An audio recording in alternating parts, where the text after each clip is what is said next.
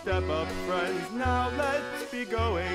For here in the midway a strange wind is blowing. Where the lights are brighter, the laughter is knowing. Friends, into this tent now of marvels we're going. Sing it loud!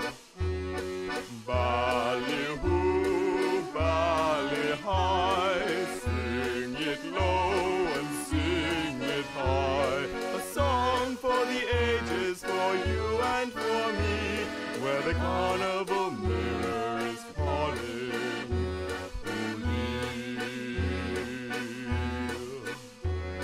Step up, friends, now, let's be going.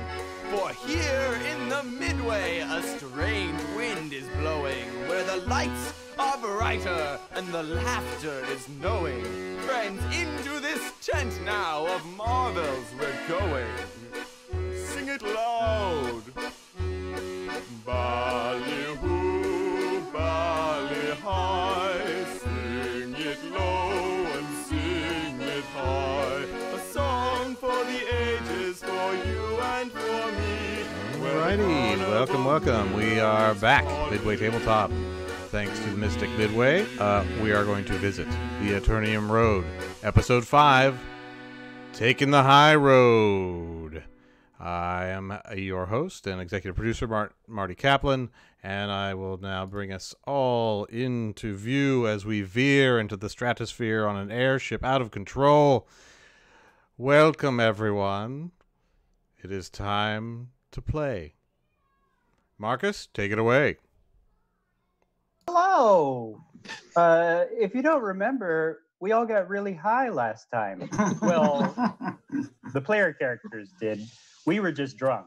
But boy howdy they did. And I'll get back to that recap in a second. I'm just going to go around and we'll introduce each other. What's up? I'm your GM, the host with a loose interpretation of the rules, Marcus Flores. And over here, this way, maybe this way, it is on this way on Zoom, is our good friend, Scott Levkoff. Introduce yourself. Who are you playing?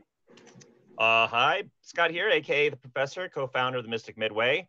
I am playing Robert Noble, a disillusioned cosplayer thrust into the strange and wonderful world of the Mystic Midway, and I am now about 3 feet something. I'm a wily little goblin named Rognobble of Deeplington, currently piloting the bad ship Lollipop into chaos. Hooray! Woo! That's our new nickname for the venture, is the bad ship Lollipop. Let's do this thing. Glad to be here. Let's mess things up. Yeah, you know, like when people have nicknames for when they get a little too loaded, blacked out, and they go from Carla to Zarla. Down below, Rognobble is our good friend Jared Williams. Hey guys, I'm Jared Williams. I'm playing John Lark, a completely normal man in a very, very strange land.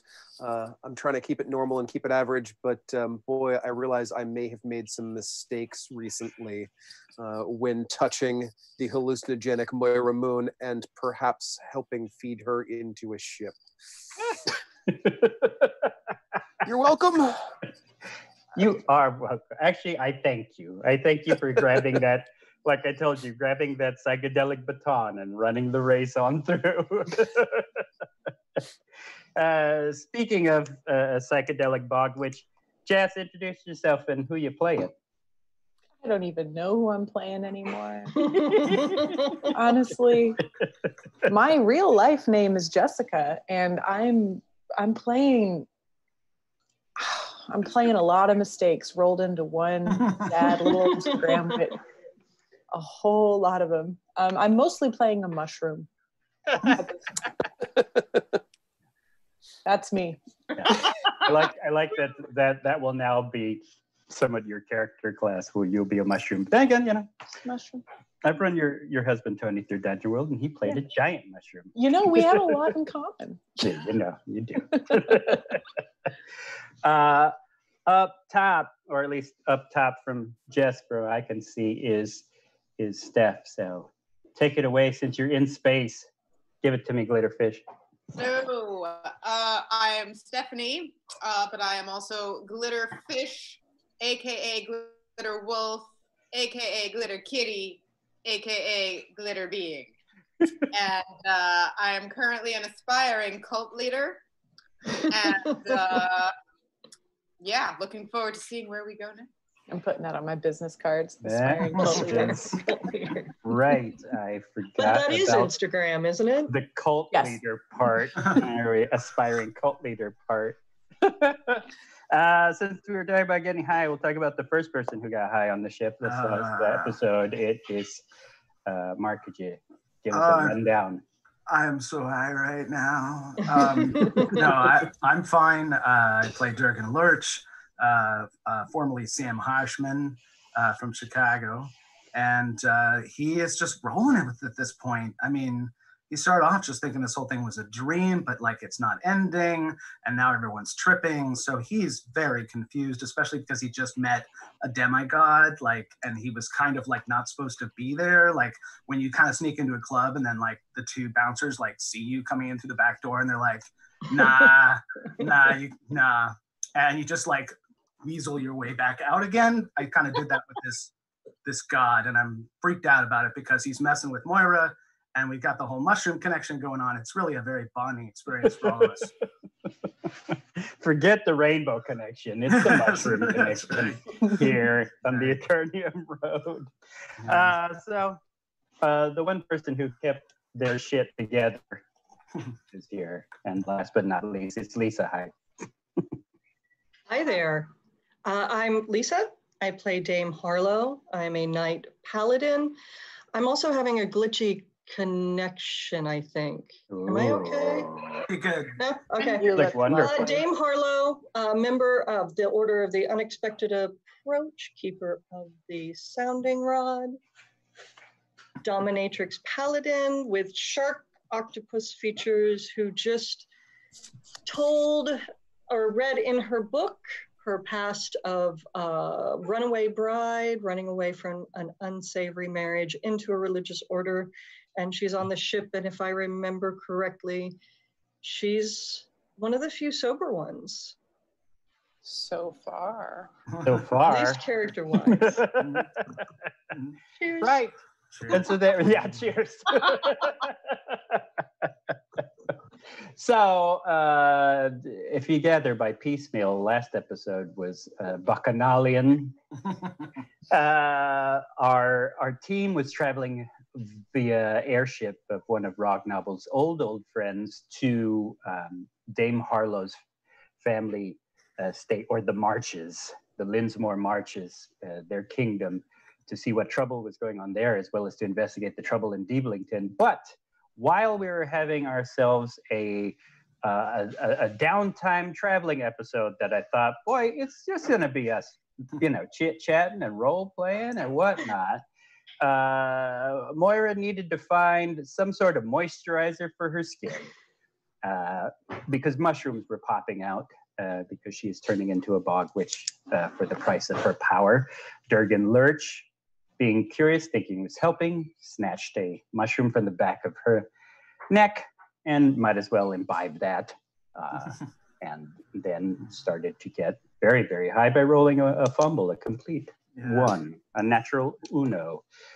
John Lark, being as helpful as he possibly could be, realized that the ship, whose engine is a living being, so it's a bio being called Hamas, or Thomas without the T. She is made out of a gloop and a starlight. And everyone knows, if you follow Gwyneth Paltrow, gloop is supposed to be good for you. Yeah. So we figured dip Moira in there. And by dipping Moira, we mean maybe you could have a sweet embrace and make out with Hamas. It was consensual. Living ship. And it was consensual. That's right. Meanwhile, Glitterfish was off trying to drum up adventure. She wasn't going to be like just on the ship. They were going to have adventure and made friends with a bunch of the crew. Little did I know that they wanted to be a cult leader of this crew. So okay, that would nature worshiping, ever amorphous, changing cult. They noticed that the crew themselves were down, disheartened, and very schlep-rocked. Why? Odd. But they went along with Glitterfish for this little adventure, which turns out to be, let's watch Moira make out with a living ship. Consensual. Oh, and a consensual ship.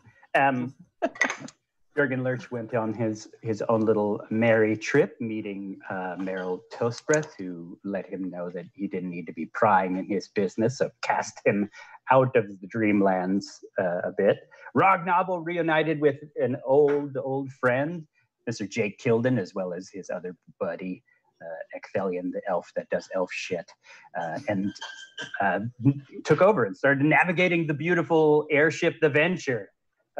Just like riding a bike, just getting back into it, navigating, sticking his hands into the tide pool goo that is the controls of the ship. There it is. Dame Harlow, we saw, had a wonderful flashback moment where we learned that her character was destined to be married to an arranged marriage of one of the ancestors of her weir bloodline, the Weir touched one of the Weir sharks, and she ran off, said, no, none for me, no arranged marriage for me, I am an independent person. So maybe that might be some of the trouble we're flying back into.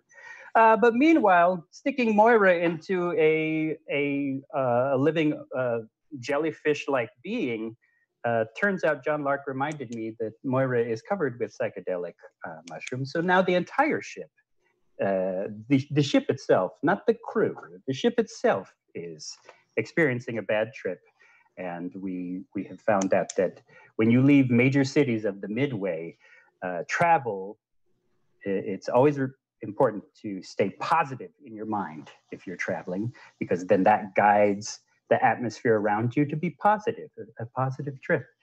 But instead, we're in a bit of a negative trip. So the atmosphere all around us is turning into a nightmarish monster. So, and that's where we left off, as Rognobble lost a bit control of the ship, panicked in his fear, blew smoke monsters out of his pipe, which are the embodiment of the fears and woes of everyone on this ship, which are now like inky, self-doubting phantoms running around. Oh, we found the crew has brain weasels, which is making them negative and filled with self-doubt. So yeah, we're gonna take on the id here, I guess. Oh shite. And the ship itself is plummeting towards this emerging haunted forest that is actually animating, taking shape and form, reaching out for the ship. Acres and acres of dark Tim Burton-esque woodland arms reaching up for our heroes on the airship Venture. And I guess that's where we're going to take it. Now, I'll cut to the carriage, the ship engine room, where Hamas is,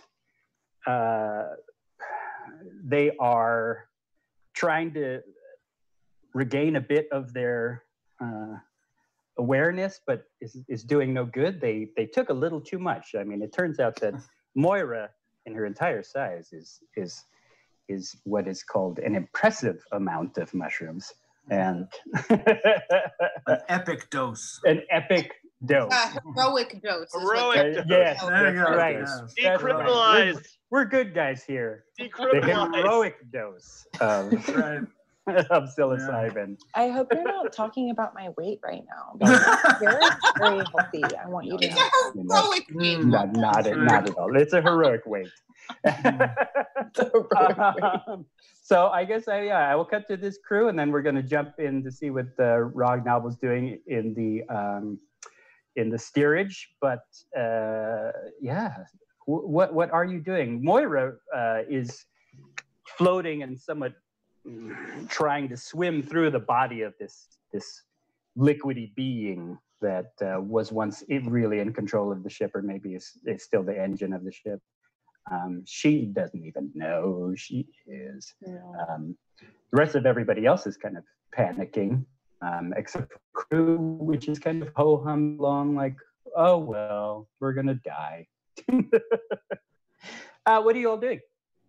Well, am I affected by the? To what level am I affected by the? Oh, you're right. Give me a before we cut. Well, let's get to Rob because that's where we cut off. I forgot. I needed to have you make a roll of a will or roll your wisdom check.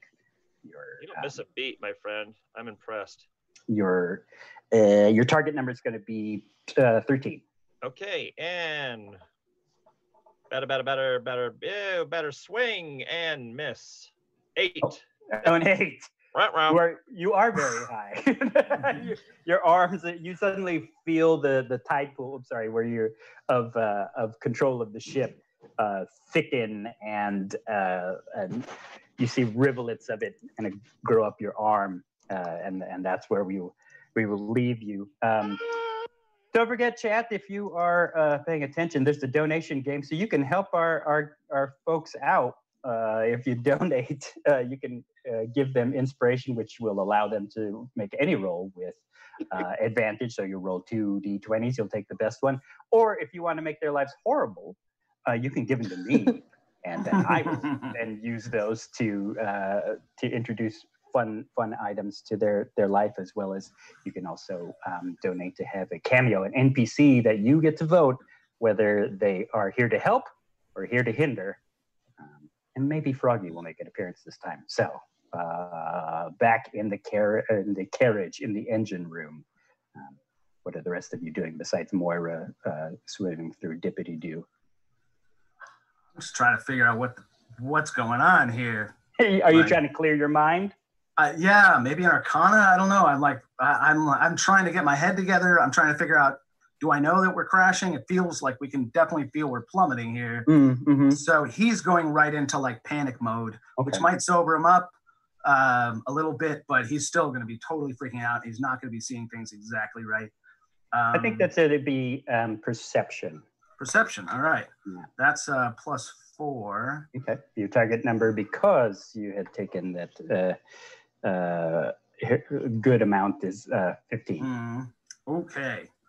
I missed. Did not make that. I'm not figuring it out. Your body 12. is feeling a little too ethereal. You can't sense that the ship is listing towards I'm still tripping. out of the sky. Your stomach is feeling up and down because of the drugs, not necessarily because of the ship filtering around. I just try to hold myself against the wall. Okay. Try not to fall down. Get your mind straight. There's a little sense of vertigo as well in your being as well. Glitterfish, what are you doing? So because we're plummeting to our death, and I still have groups of people here that I'm trying to inspire. I'm using our imminent death as a way to capture their imaginations to follow. Okay. So they've all had their dose of psilocybin. Correct. And I had a small dose, but I'm mostly Moirocybin? Morocybin. Moirocybin.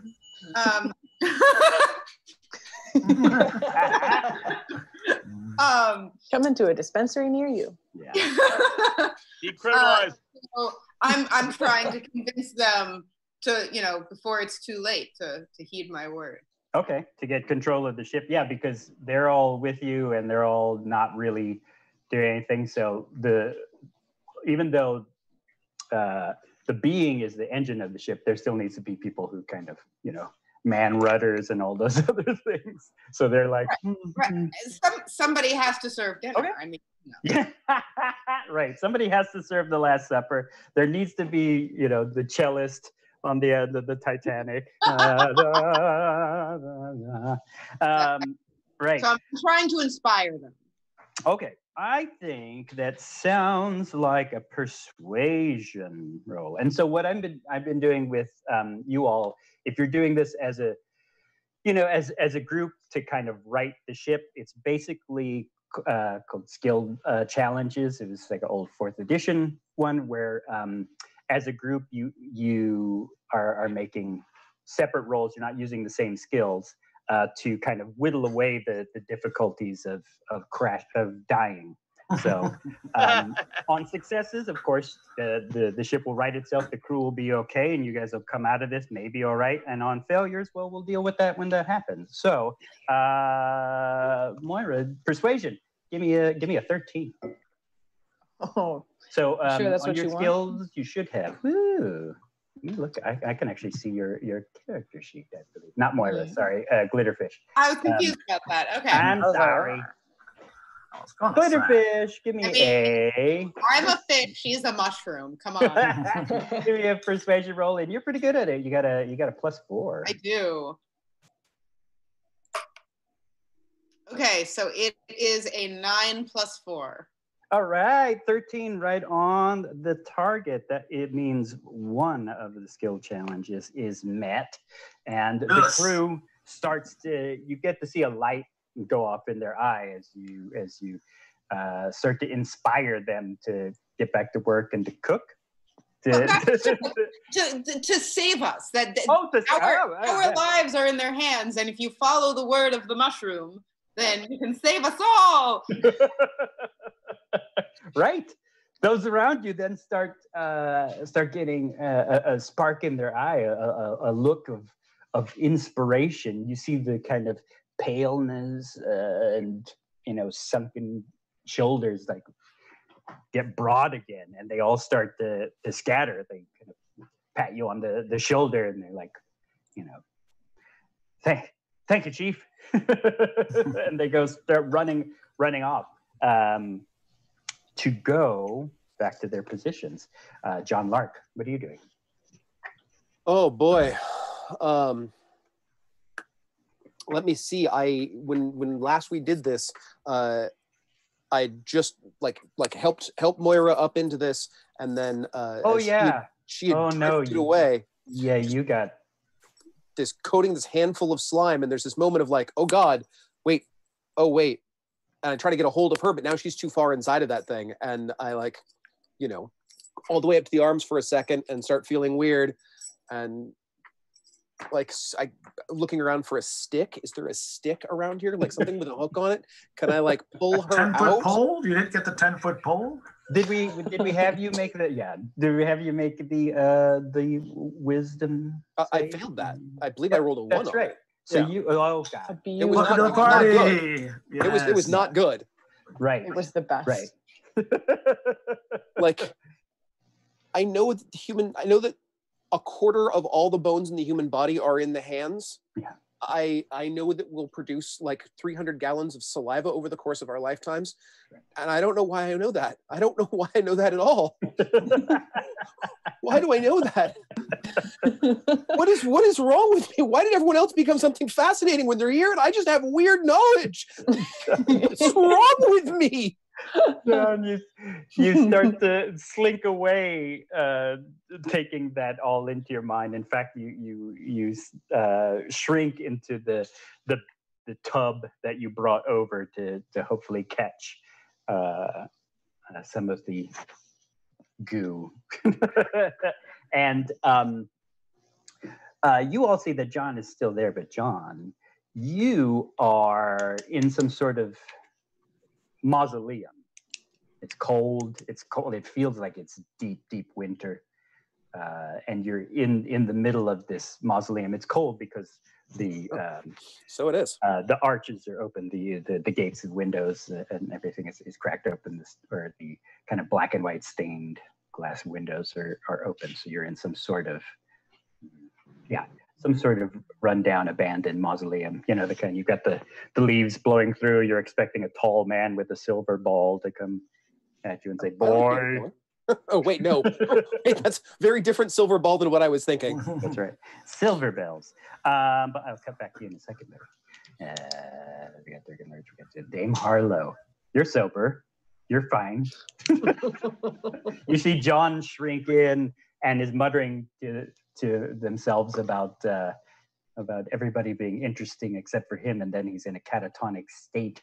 Moira is floating through a gloop. Glitterfish just inspired and yelled at a bunch of the crew, and they went running off to their positions and a few of them are in the engine room kind of locking down stuff to see if they can kind of contain the engine, Hamas, the being itself, and cut it off and fly manual, they say. What are you doing? What's Durgan doing? Durgan is up against the wall. Up against the wall, tripping balls. Tripping balls. Is Dame Harlow the only sober one in the carriage? No, Glitterfish is fine. Glitterfish is fine. I had mentioned that I had taken a small amount. Yeah. To help. Just enough to fill you. The with microdosing doesn't count. Yeah, no, I'm not enough to fill you with confidence. No. I mean, everybody's got a microdose. Yeah. Come on. Well, I'm thinking that we need more sober people, sober smart people. I can do this laying on of hands thing that they taught me in the Priory, and I'm wondering if I could apply that to perhaps John Lark. Ooh. And bring him back to a sober state. So there would be 3. Wouldn't that you, Glitterfish, you, me, John Lark, helping to pull the ship back together? Yeah, the semi-sober ones. Yeah. I'll let you use laying hands for that. Usually it's to heal hit points, but I think that could work perfectly fine. Usually you'd use what? Hit points? To heal like wounds. But, it does the 5 hit point heal a condition thing, though. Yeah, and heals a condition. So I think snapping somebody out of a psychedelic trip is a great use of it. I agree with you completely.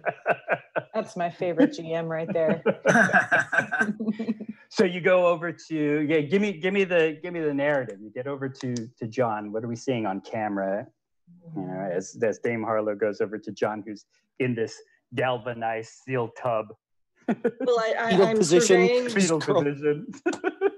I survey the scene. I see Glitterfish, and she seems to be the only entity that is making any sense. And I say, "Hey, how are you? What are you together? Are you there, Glitterfish?" And she responds, "Yes." Like, okay, we need more sober people on our side, because I think I'm watching floating, and I had just walked in the room, right? So kind of putting together that they're tripping but not sure. And I think I would like to lay hands on John, and I move across the room, and he's in a tub. What's the tub? You lost me on the tub. Do I get in the tub? He had brought over a galvanized steel tub. Oh, and that's full of goo, Moira right? in, and then decided to crawl on into it. So. Well, is he covered with goo? Because if I touch him, goo. He's covered in goo. He is covered. Gooey. Yeah. So does that mean I'm going to end up tripping if I touch him? Yeah, I would just need you to make a wisdom save.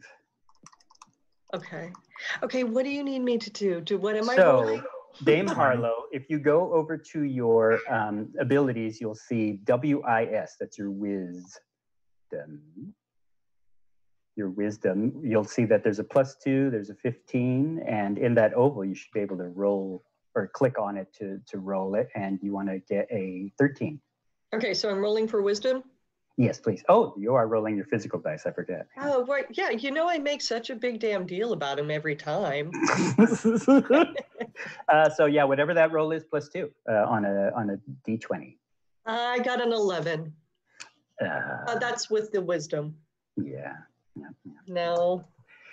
She had some advantage because she kind of knew she could find the right part of him to touch or something that's not covered in goo. Work for me, Durgan. Work for me. Covered in goo. Like in the ear, like in the wet willy kind of thing. Like maybe it missed it or something. Yes, and unfortunately, you think you can avoid being contaminated, but you just never know. So that's the story of the times. that's right. So Dame Harlow, you you feel this sensation come over you. It's not as bad as John Lark did. You did not roll a 1. So you're a bit more clear-headed, but it is getting foggy. You think, gosh, wouldn't it be nice to just relax in this tub with John? Because your nerve Come on in, the endings water's are fine. Your nerve endings are like really fired off. You just. But I would think also as a this knight paladin kind of thing, I'd get all spiritual with it. There's got to be There's a bit of a pilgrimage you'd kind of go on. Right. Right. And I annoy John Lark because I'm trying to force him to go on an internal pilgrimage with me, and he's on his own internal pilgrimage. Right. Oh gosh, don't you? Now, is he healed now? Does her heal kind of thing kick in, or does it? It does. So then John is sort of like, whoa, now I'm coming out of it while she's. Wait, so now I'm sober. Yeah. It's just a bounce back and forth. That's all. Yeah. Because I'm not saying that it's interrupting what she can do mystically. It's just, she risked it. You put your hand in the boiling water to pull out the egg. I watched Blade Runner recently. John Lark is an egg. I was thinking of the Dune box. So you get a little bit of that. John, you start to be pulled away from this mausoleum that you're in, just as you heard like a door creaking open, but to no Thank avail. God, I don't want to be there. Who does that? Why? And why is that in my brain? You have your friend Dame Harlow's hands on your face, kind of lifting you up. This light that's one of like the floodlights in the engine room is kind of glowing behind them, and you're being pulled up out of the tub. I was seeing the weirdest stuff. It was really scary, and thank you so much. I'm so glad you're here.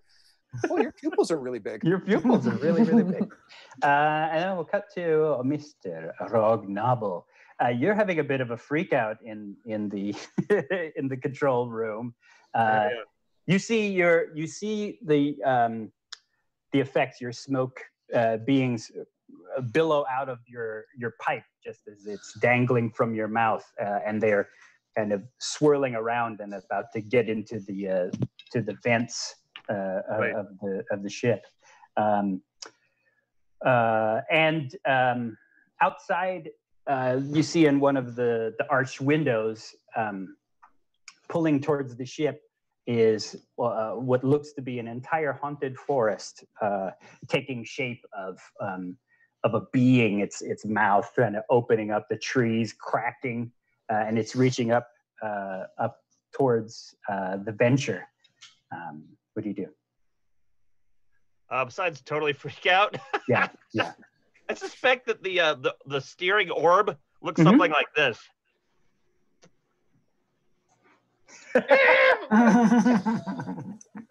Right? That's Yes. Moira's. It now looks like a giant mushroom to you.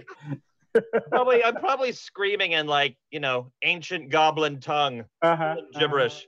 Do I have the wherewithal to call in the help of my old buddies? Yes. I will say they do, because they're looking like they're kind of throwing on their weapons and about to sling open the window to jump at the forest. But if you'd like for them to do something else, you should have the wherewithal to do so. So what would you like? I would say steering the ship away from the giant gaping maw. If Okay. possible. Yeah. Sure. The priority on that. Yeah. It's loud. They're goofy ass heroes that love to do goofy ass hero stuff. Yeah.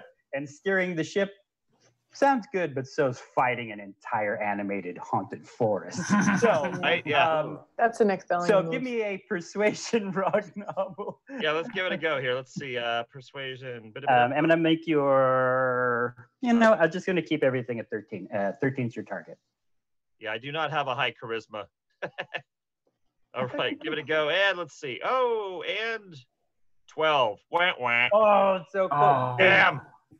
The window like slides open, and wind and leaf and everything is blasting up at you in the night sky, and you're like, and they're like, what? and you hear Jake Tilden yell back at you. It's like, you've got this, kid. We've been in tighter pickles than this. Save the ship and the crew. We'll go deal with this dumb forest. And they go jumping off of the airship Venture, hundreds of feet plummeting towards this haunted forest, swords in hand, fireballs a casting. And so there you are. Whoops. Your characters, you're in control of saving the Venture and yourselves. So Rog, I will go back to you. Yeah. You see your friends and former captain go jumping off to more adventure. They look great. Boy, they do so much yoga. They look so agile. They're drawn so well. Their production values are really high. Their productive value is higher than your animation, and they go flying out of the window. What do? You see your smoke conjurations kind of disappear through the vents. You're trying to get a hold of the ship. The ship still is plunging towards this forest. Yeah. Well, I mean, I think if I have the wherewithal, I'd want to steer the ship away from the. Do it, baby. The giant gaping maw. Yeah, we had Arcana is what you used the last time you did it. And I'm going to give it to you with rolling with advantage because, bro, you're just so in tune with the ship now. Right? Yeah, I mean, I'm kind of... Here we go, Arcana.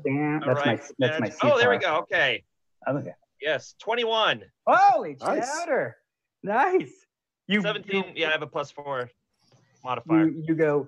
pulling the mushroom, the orb is what we can see as it starts to clear up out of the reaches of this being, as you see two tiny little dots go falling towards it, weapons in hand. Right. So I will give you, I think there's another one. Just two more to go. So the ship is starting to right itself. And I will cut to Moira. Moira, you noticed that the shaking and panicking that you sensed in Hamas as they were having a bad trip is suddenly calming down. You don't know what's going on, but they're at that moment of high where you're plateauing. You think you're going to freak out. You're like, gosh, how long is this going to be? Has it been 8 hours? It's only been 8 minutes. Oh my God. And then you're like, wait a minute. Oh, this is a chance for self-discovery. We're in it. We're so in it. We are. Moira. Yes. How are you? Hamas, I'm beautiful. I feel, have you ever noticed, Hamas, that your whole existence is like a liquid moonstone? Wow. It's beautiful. No one's ever described me that beautiful before. You are so in touch with your feminine energies right now. Have you felt yourself? It's beautiful. The rest of you can see how much their tendrils go into themselves and they're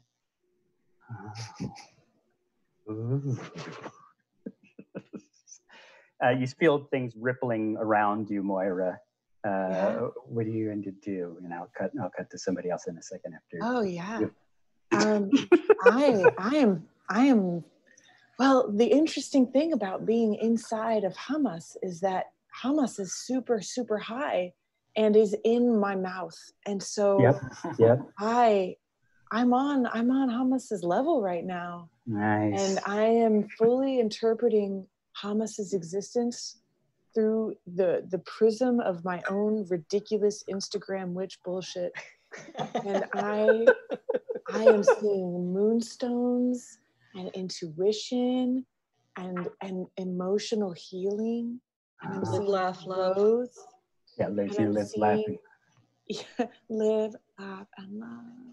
Nice. And I can't see myself, so I'm very calm right now. Yeah, you don't know that you're a strange mushroom, loamy.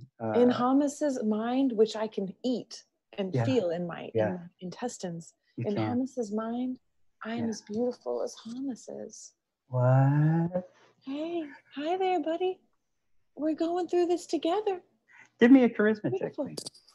Heck yes, I'll give you a charisma check. Now I like that mushroom hat. Why can't I roll a good? I rolled an 8, but I've got a +5 to my charisma, so it's a 13. Okay. You 13 altogether? 13 altogether. Okay, that's fine. There it is. You've locked in. You and Hamas are, we've all been there. The friend is having a freak out, so you just need that one friend to sit with them all night and babysit them while Just everybody do- else kind of. yeah. Sit in That's the what's quiet happening. corner. Yeah, rub a that's what's back. happening. You're just like, wow, Yeah. I'm- Eat a Dorito. I'm gonna really. I don't think it's not too late to take a pottery class. No, it's never too late for pottery. Never. No way. Not ever. Thank you make, for getting me. Oh, yeah. Glitterfish. Make mugs. Could be a jet ski if you want to. Glitterfish. The ship starts. You can feel the ship like pulling up and arching. You don't hear like any the little clanging alarms go off or anything. The crew itself is getting control of the ship, and as they've kind of cut off somewhat of Hamas's connection, are kind of manning the controls themselves. I mean, it needs the main ship to navigate, but they're doing like rudder stuff and things like that. So they're on that. What are you doing? So has everybody gone back to work, or do I still have some followers? Oh, there's still followers around. Yeah. Okay, so I have people that are still like. There's still people with you who are they were probably on like their break, while everybody else was actually had to go to work, so they go run on work, and so there's extra hands near you, and they're ready, or whatever they were doing. So at this time, I have decided to shift into a jellyfish, which can morph into any space, and so I'm basically trying to teach them the wisdom of the jellyfish through the eyes of the mushroom. And so I've set them up. They're kind of watching Moira, like they can't see her really because she's inside, but it's like an opaque translucence, like you can kind of like a Jello mold with like stuff in it. So I'm like, listen to the wisdom of the Moira ship commingling, and then meanwhile I'm commingling with the material around me as a jellyfish mushroom thing. And I'm trying to inspire these people to understand transformation and to understand the inspiration that can come from the mutation that awaits them. Interesting. I'm inspired. All right. Well, I will say, so the thing with skill challenges is that everyone can try them, but you need to try them with different skills. You've used your persuasion, but I can give you religion. Hey, are you awake? If you'd like. Okay. Because it does sound like you're focusing on that a bit. Yeah, I could see the connection. So here we go. Okay, I got a 9 + 2 is 11. 11. Oh, close. You're on a slightly different level from them right now. They're trying to listen to you, but they also are just staring at a jellyfish on the floor of the engine room. So they're... Would it help if I had a podium? It might have. It usually does. But they try as much as they can to understand you, but they hear, you know, people calling left and right for assistance. So they smile and nod like, "Thank you," and go running off. So they're all gone now. Have I lost my complete audience at this point? You have lost your complete audience. Okay. Now you're on a ship. It's not like they've gone anywhere, but you know you have lost you've lost your captive audience for now. And Durgan Lurch. All right, I'm inspired. I see this like gelatinous kind of situation, and I need to just relax. I'm freaking out too much. I think that's the deal. So he's just going to try to become one with everything, get a sense of what's going on, and maybe try to, if everyone's cool, run up and check on Rognovel. Okay. Who's flying the ship, you know? Yeah, because that was the last place that you heard or saw, is that your friend went to go up into the control room. And it's just a shit show down here, so I mean, come on, I gotta get the hell out of here. Show. It's not a gloop show. Yeah, I mean, if I could grab someone and take them with me, I might, but sure. Can I do that? Because I have a expeditious retreat, which is it'll make me like super fast kind of. Yep. So I want them to sort of take the form of these sort of rocket boot, like sort of pop out, you know, like kind of gadget, sort of Inspector Gadget level kind of thing. Yeah, because you're an artificer, so I'll give you your go gadget expeditious retreat. Oops. Yeah, I gadget out kind of and who's losing it? Dame Harlow's kind of losing it. A little bit, yeah. Their eyes are. You're high, so you can sense. Yeah, I'll swing by to John. I'll say, "Hey, we gotta go up on deck and do something about this." and he's just like, "What?" Amped up. The ship, it's going down. You don't feel it?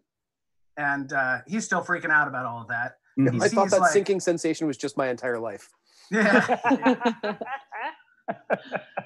And he's running up ship. He'll grab John and take him with him and say, I look him in the eyes. I go, you're sober. You're right in the head. And then I grab him and I'll take him up to Rogs. And I'll say, Rogs, what the hell? What's going on? Where'd everyone go? Okay, so you go running. You go running out of the engine room, up the gangway, and all that towards. Right, and I'll take John if he wants. You know, I'll go. No, I'll go with you. Yeah.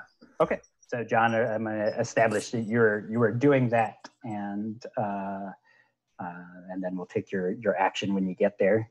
Dame Harlow, you see Durgan Lurch run over, pick up John, say something about we've got to get in touch with Rognovel because something's wrong with the ship. These little things pop out of his work boots, and he suddenly goes skittering away, puttering out of the room. Door flaps open, and he goes flying up. What are you doing as you are in a bit of your moment? You're fighting off the high a little bit. You have a little sense. Right. I Dame Harlow's order. My order does employ hallucinogens and mind-altering substances for specific purposes, journeying and so forth. But so I have a familiarity with these substances and the way they make you feel and how to utilize them. And this doesn't feel right. This doesn't feel right to me. This feels a place I don't want to be. So I'm fighting for the surface. Nice. I'm fighting for the surface. Okay. Yeah. All right. You're going to come out of that. And then I'm going to give me another wisdom check. Okay. And I want to check again because it's nice to remember what I'm rolling for, and wisdom is +2. All right. You got +2. And what am I trying to get? You're going to hit a 13. Right. A 10. Okay. You do not, in fact, you feel, you don't feel like the drowning sensation, but you feel like you're submerging underwater around you instead of the long Jeffries tubes like pipes. There is these massive kelp beds starting to grow all about you. It doesn't help that your friend Glitterfish is a jellyfish next to you, so instantly your mind starts to drift into the ocean, and you see Moira kind of floating away in the when you look at the lights from under the water, kind of the refracted lights as she floats there, and you're being kind of pulled under into this deep, dark trench of water. Right, John. Rognovel, John, the door flies. No, actually, no. I'm not going to have it fly open yet. John, give me a perception check. Sure thing. Let me see. And I'm going to cut the rock. I'm a +1 on that dice. So I've got an 18 on the dice +1, so a 19. Yeah, clearly my perception is open from the drugs. You see, halfway to the control room, just past the galley, you see thick black smoke that you thought, oh crap, maybe that's what's wrong with the ship. There's a fire. But they start to it comes out of the vent, this smoke and various little tendrils, and they're starting to coalesce and move towards you. It's not like, smoke around a barbecue or a campfire. It's like something animate and moving. Durgan, Yeah. what the hell's that? What? Should I roll? I don't know. What that is. You could roll Arcana. All right, I'll roll Arcana. Let you roll Arcana. All right. That's 17. Yeah. It's a telltale sign of it's an artificer's thing, but you haven't seen it this animated or this kind of emotional. It's they're the smoke monsters you would be able to conjure up. Some goblins can conjure them through pipe or campfire or whatnot, and they seem to be hungrily swirling towards you, and you get an eerie sense of terror. John, I think we got to fight these things. Rogs, is this your mess? How big are these things? They're smoke things. I guess they're probably the size of people, if people were, this kind of half ethereal things. They do have arms and whatnot. As you see now, they're reaching towards you. Their mouths are open. Very don't look into the Ark Marian Raiders of the Lost Ark. Dementors. Yeah, they are Dementors coming. Smog monster from Lost. Yeah. Well, that's good and horrible. So, I guess I have you two roll initiative, and then I'm going to cut the Rognovel. Sure thing. All right. I got a 20. Oh, Jesus. So 22. 14 on the dice +1 for my natural initiative, being a 15 total. Oh, my goodness. Nice. Voice from above. I will be rolling a d20 for the Smoke Monsters initiative. All right, let's do it. Also, let's take a moment to welcome Exoshock B. Thanks for the follow.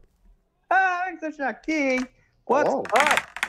Exoshock. Thanks for following our weird psychedelic party. Yes, and indeed. And you have a 17 on the die. Damn. Welcome to the drug orgy, where we're currently fighting the Hashish monsters. Hashish beasts. So sorry, Durgan, you got 22. Yeah, I rolled 20. Based on a good crit. John, you got 18. 15. 15. Okay, so then I am at the middle there. Okie dokie. Cutting quickly to Rognovel. The ship is feeling steadier now. You're going up and up into the clouds, away from this forest. You in fact you hear like blasts of fireball, arcane energy, and whatnot from the open window as the wind is pouring in. What do you do? You're getting a bit of control of the ship too, so you feel calm. I expect right, these ships would have like a tube that you could talk into, right, to communicate with the rest of the ship. Oh yeah. Right? I'm probably just thinking of like calling on my buddies, calling on Dirg. Okay. You know, pull the I'm right. coming for you, buddy. Durgan, go ahead and get the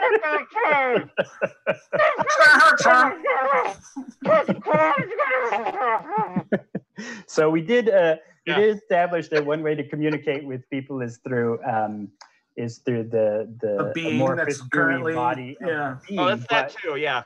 But you can also yell through the piping. It just be Durgan! and you hear it pops open and you scream for Durg and you hear Durgan say, "Rogs, is this you, buddy? We got our hands full with some kind of smoke monsters or something." Whoops.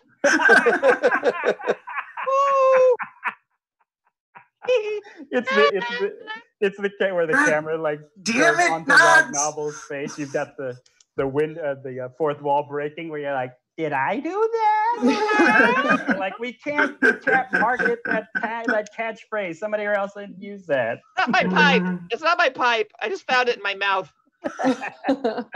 Monsters of the id. Monsters of the id. All right. Monsters of the id. But you're still in control of the ship. You feel a sense of calmness now to the ship. It is. You're still. No, you're still high. Give me a whiz check, and then I will cut to the group in the engine room. Am I high? Am I doing a thing? Yeah, you're still high. Break it out. I was going to describe the navigation globe as a globe again, but it could be still. Or a mushroom. A mushroom. So I'm clicking on. Your wisdom check. Oh, I am. Oh yeah. Oh yes. I'm so wise. Look at this. Here it is. Come on. 21. Oh snap! Nice. You don't know if it's the calmness of the ship, the self-confidence returning back to you as you pull the ship out of danger, but it is no longer a mushroom in front of you. It is the arcane globe of the Midway that you can navigate with as the venture rockets higher and higher into the clouds away from the living haunted forest. And so I will cut back to the group in the engine room before we go on break. Moira, you're still with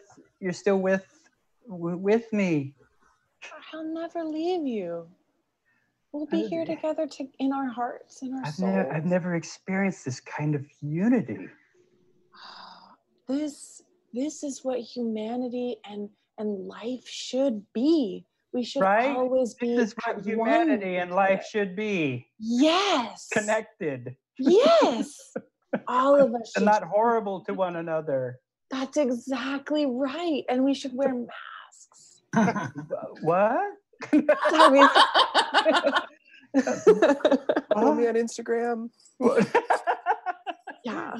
Smash those likes. What? This can be the way that we always are. Just understanding each other and being true to one another. Okay, so I should just sit here with you and everything's gonna be okay? Everything's gonna be okay. What do you feel like doing? What feels right to you?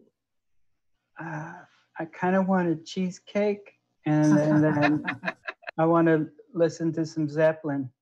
Always listen to Zeppelin and always eat cheese. Because I'm part of a giant flying Zeppelin. I get it. It's good. It's a really good show. Oh no! Speaking of Zeppelin, who's taking care of the outer hull of the ship? Does it matter? It's okay. You're right. It doesn't Everything's okay right now.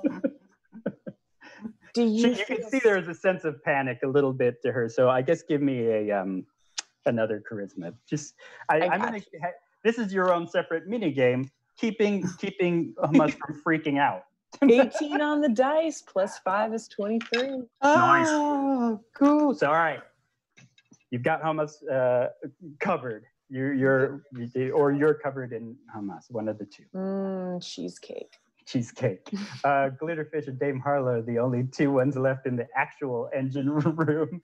Glitterfish, you see Dame Harlow, like their eyes kind of roll back and turn that jet black of their shark-ish form again, and they seem to be clawing and trying to swim past something. You're in your little jellyfish form.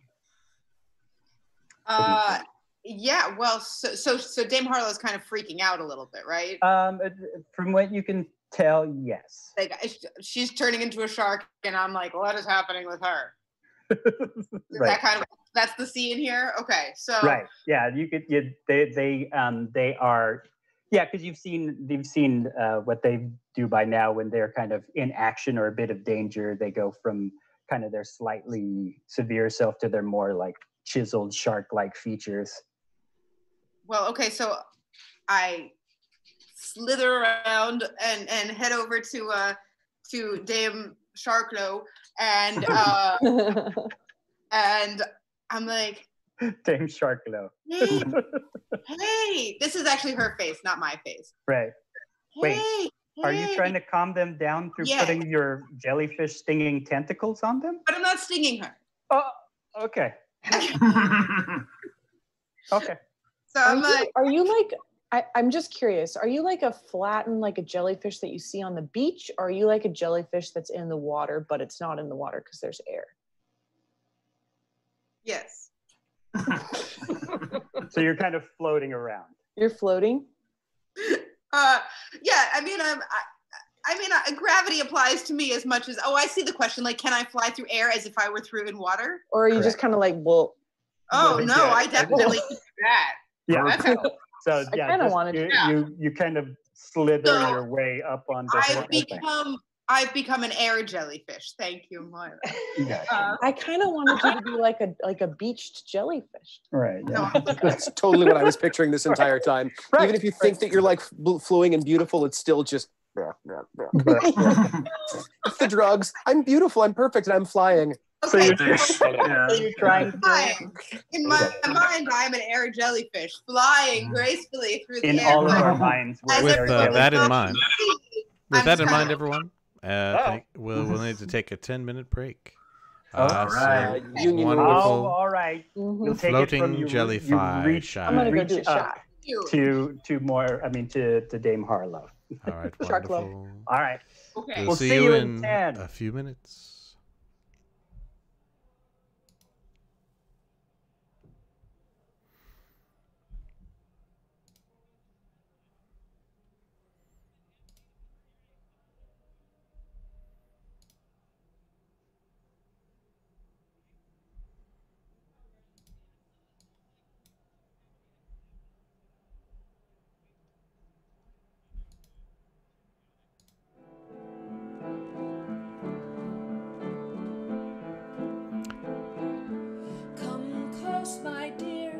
Ashes for your fears. I am the king of the wandering soul. So I just want to mention our upcoming streams. We're going to be having Secrets Revealed for the Aternium Road on Friday at noon. And then that night, we're going to be doing the Midway Wrestling Alliance with Marcus and some new players, the debut of a new storyline and stream and game system. Then on Sunday, we're going to do the Blackbird Tavern D&D episode debut, 2 p.m. Sunday, July 19th. After that, on Tuesday, we'll come back at you with episode 6 of the Aternium Road.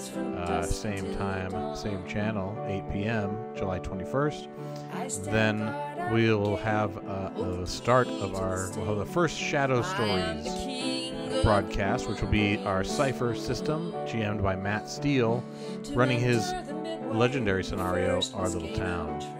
And part 1 of that will happen July 23rd, 7 p.m. And then the following night, after we do the noon Aternium Road D&D Episode 6 Secrets Revealed, 7 p.m. that night, July 24th, the concluding part of our little town for Shadow Stories. Lots more coming up in the Midway Tabletop, all in support of our folks who are performers and all sorts of folks who are needing to get some support as the overall situation continues to spiral into madness. So we're going to have a little more fun while we can all together with you. Please do follow, and if you can, subscribe. We have hit affiliate status, so you can subscribe and get the wonderful froggy emoji, as well as the Holy Frank emoji if you subscribe at the Tier 2 level. And we are coming up with a Tier 3 level as we speak. Go ahead and subscribe if you can do it. That would support us. Also, we're going to play some commercials. If you can watch those, that will also help the stream support itself. Take care, dear readers, and we'll see you in a few minutes on the road.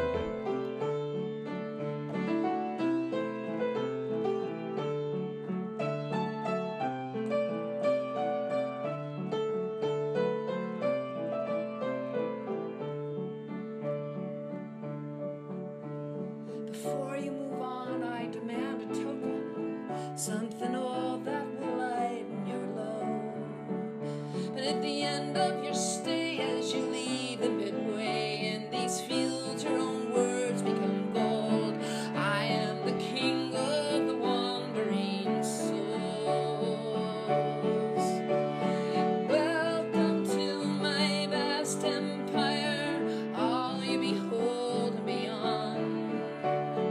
Pull up a crate by my tin can fire.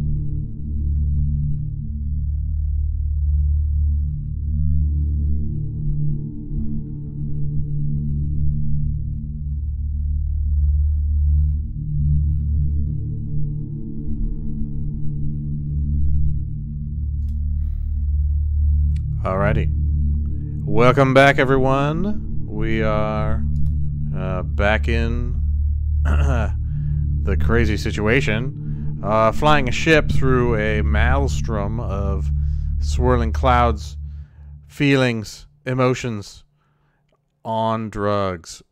Welcome back. Please take it away, Mr. Dungeon Master. So, besides just the all of us going through swirling emotions, so when we last left off, Glitterfish had, in their mind, floated over to Dame Harlow to put their jellyfish tentacles on Dame Harlow's face to calm them down. Yes, I'm Glitterfish, here to soothe her.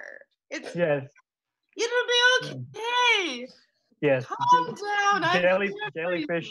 That's all jellyfish ever trying to do. They don't try to sting you. They're trying to soothe you when you're panicking in the water, and they. So you're trying to calm the Dame Harlow. Yes, I'm just. It will be all right. Trying to snap them out. I've come to talk her down. I know she's turning into a shark. She's full of fear, and the fear is coming out as like aggression. And I've come to just like chill her out a little bit. Everything's gonna be fine. Okay. Be like the jellyfish. I would normally say this is a persuasion roll with your charisma, but I will say give me a dexterity check to make sure that the tendrils that you're touching her face with are the ones you want to touch her with, not the poisonous stinging jellyfish ones. Not the electrical ones. Correct. None of those. Hang on. Got it. I got an 8. Okay. I will, Dame Harlow, I will let you snap out of this because the pain on your face of a jellyfish gently caressing your cheeks to calm you down is going to wake you up. It feels like a violet wand. You're right. What am I talking about? Well played. Well played. On her face. No need for any kind of hit point loss. You're awoken actually by the refreshing, cool, brisk feel of what you think is a violet wand underwater, pulling you out of this trench, this aquatic trench, this morass. You see the purple light all around your eyes as you feel a familiar sting against your face, which will be puffy later. But I'm here to help. That's right, and you are helping actually. So you're snapping up out of this because you didn't make a terribly bad fumbly roll or anything. As you saw below you, what looked to be in the trench, the kingdom of the were sharks, kind of pulling you down, and you snap out of that negative thought. There's a jellyfish on your chest. Its tendrils are around your face, which is happened to me. The stinging that is waking you up. It is speaking to you. You recognize the voice as Glitter Being, now Glitter Jelly. What do you do, Jay Martha? You have one of those Fu Manchu mustaches made out of jellyfish tendrils. I have a mustache. I usually get that threaded. But COVID. Yeah. Nobody told me. So I snap straight up, and I'm sober as a judge. Yep. Oh yeah. Yeah, I am sober as a judge. It's there. And she's not a truth. But I what? There's a yes. Yeah, the There's a plane jellyfish. whips you Judge Judy. right up. You hear the voice of glitter Fish. And I know that it's, being- and I recognize that it's glitterfish right away. clinging to your face. Right. And Anyway. what am I going to do, glitterfish? What are we going to do? So the ship itself is feels like it's righting itself. It's not plummeting. It feels like it's rising higher and higher. You see floating inside of the carriage, which is the housing for Hamas's being. They are kind of intertwined with themselves, with Moira kind of sitting crisscross applesauce in the center of them, and they're kind of just floating around in this meditative state. Is everybody else with Rognobble in the engine room? Right. You surmise that it's just you and Glitterfish. The door's been blown open. The last you saw of Durgan Lurch and John Lark is Durgan Lurch had picked up John and was headed off. I'm probably yelling. There's noise where I'm yelling at Rognobble and he's yelling back through the horn, going, "Rawr, rawr, rawr." It's a very, very large ship, so you're far ahead. Glitterfish. I'd like for us to go join everyone. Are you down with that? Yeah, it's whatever makes you feel better. I'm here to calm you down. I think there's another quick sting across your face. Yeah, stop. I need to go find a salve now. That's how Moira got in trouble, finding salves. Could try and hook Moira out of Hamas. Find a salve. No, I don't. I want to be. No, they need a room together. They just need to have the room to themselves now. This is the point where you're like, I think we've overstepped our welcome. You guys, there you go. You guys need some time alone. So are you going to, you're running to join Durgan and John? Yeah. Okay. Yeah, so I'm happy to join you. Yeah. Okay. Great. So you're running out of the room with this jellyfish beard flapping against your sharky face. Can I remove the jellyfish? How about? She's going to go really slow if you don't carry her. Slop across the floor. You might as well carry glitter jelly. Not if she's going to sting me, though. Only if you need it. I don't like to be puffy. I could always turn into something less annoying if you prefer. I would prefer. Oh, okay, can I do that? Is it? You can.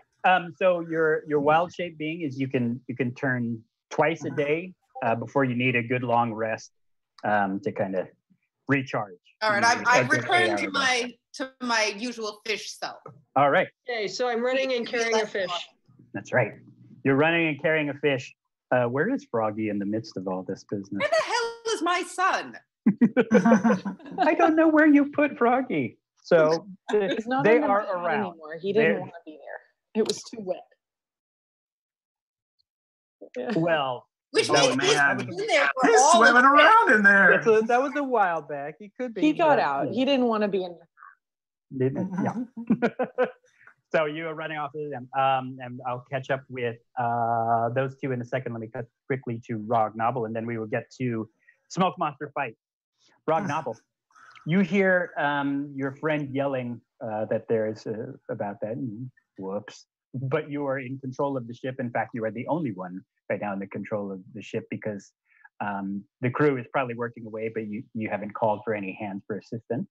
But you've got this on your own.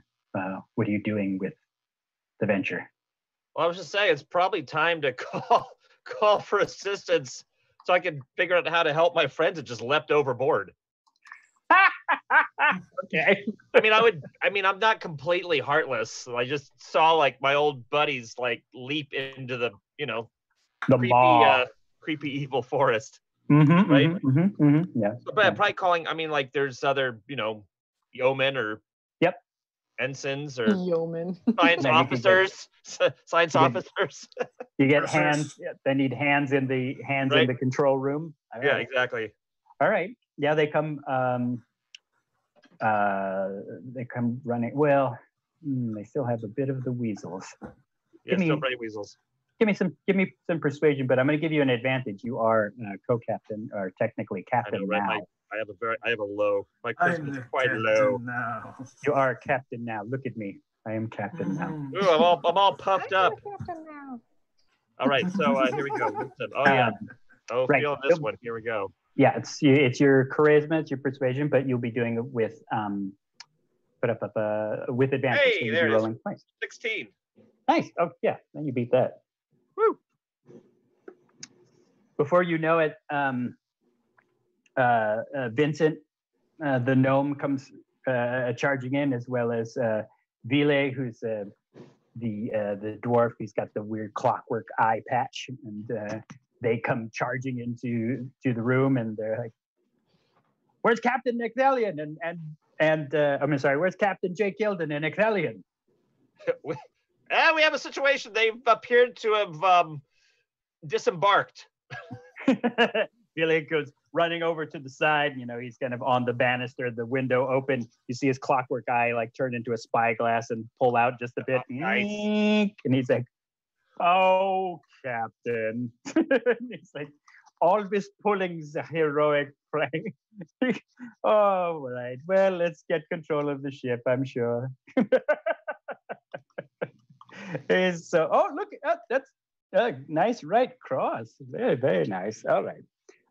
So they run over at some of the sub controls to help you out. So you can leave this area, or you can and stay and steer the ship to the direction you'd like it to go into. I wanna find Durgan. Okay. I called last round. I called up. Yep. Do I run into him yet? And any? Not a long time, but We're coming your way. They're about halfway there, and you heard that they were tangling with these smoke monsters. Whoops. So you go dashing out of the door, and they're like, Captain, where are you going? You got this. You're good. You got this. Okay. Get another one for them. All right, another check off. Great. Now we cut to Durgan Lurch and John Lark. Durgan Lurch, you're going first in this form of combat.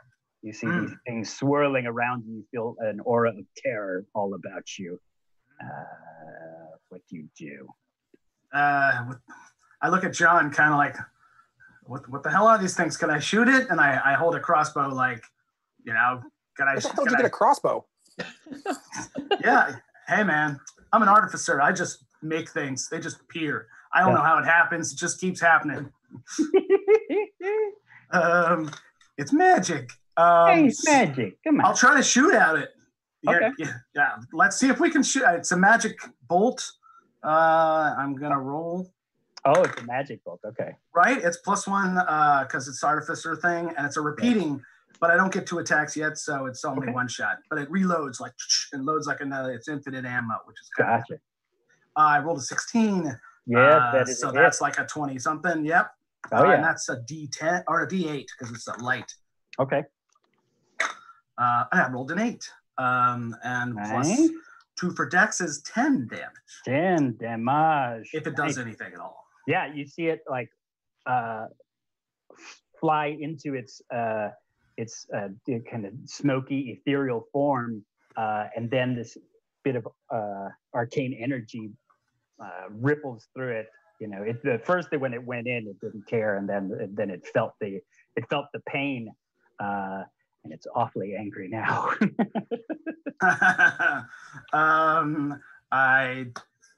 That's all I can do. I look at John. I'm like, I think you could shoot it. You can shoot it. Shoot it with something. If I had a thing to shoot it with. I hand him the crossbow. I hand him my crossbow. Here. Right. It's as you do that, it reaches. There's 2 of them, so one of them reaches out for you. Probably the one that you didn't hit. Shot. It kind of zooms past it, and I will roll to hit you. Voice in the sky. Me? At Durgan Lurch. But I need to roll. Yeah. 16 AC. Okay, 16 AC. Thank you. Magic dice in the sky. You have a 12 on the die. 12 on the die with oh, we got it. That's a +5. Monster Yes. +5. Ow. All right. So there we go. It enters your shoulder, kind of goes past your clothing, and you feel a cold necrotic burn at you, and you will take 1d6 +3. I don't know if you want to roll your damage or if I'm going to let the voice in the sky roll damage. Let the gods decide. I will let the gods decide. I see. How? What die you need to roll again? It is a 1d6. I'll be adding 3 to this damage. That's a 2 on the die. 2 on the die, and then Dragon, please make me a wisdom save. Your target number is 13. All right.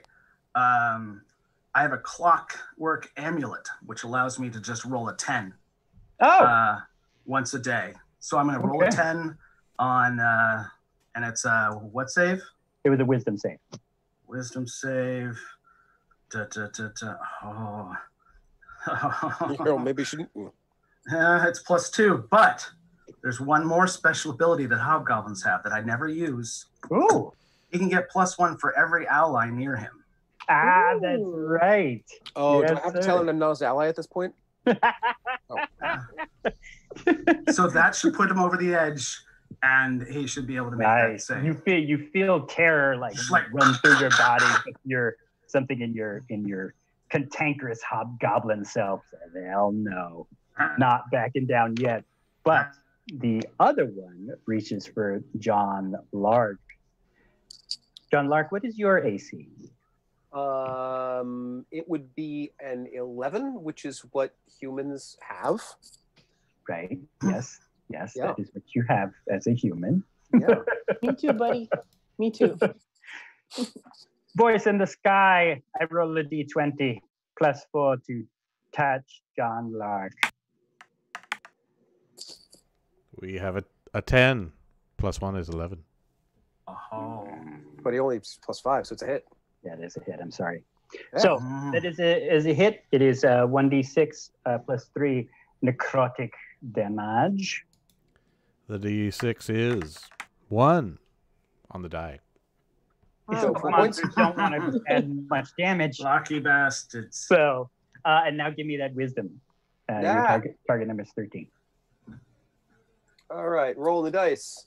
Oh, I got a 10 on the dice. I'm +1 with that wisdom, so I've failed that roll. You have failed that roll. You are stricken with fright, my friend. You are frightened. So how was that changed from what I was a second ago? Well, it has changed slightly because Frightened condition as opposed to... It is a condition. Yes, All the right. frightened condition. Frightened condition means that these creatures, or you, John Lark, have disadvantage on your ability check or attack rolls while you are near the source of what you are terrified of within your line of sight.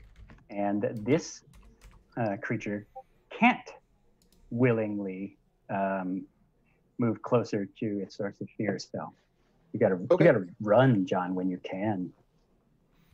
It is your turn, John. And I can't move closer to the source of my fear. Correct. But the source of my fear is currently within melee distance from me, correct? Correct, sir.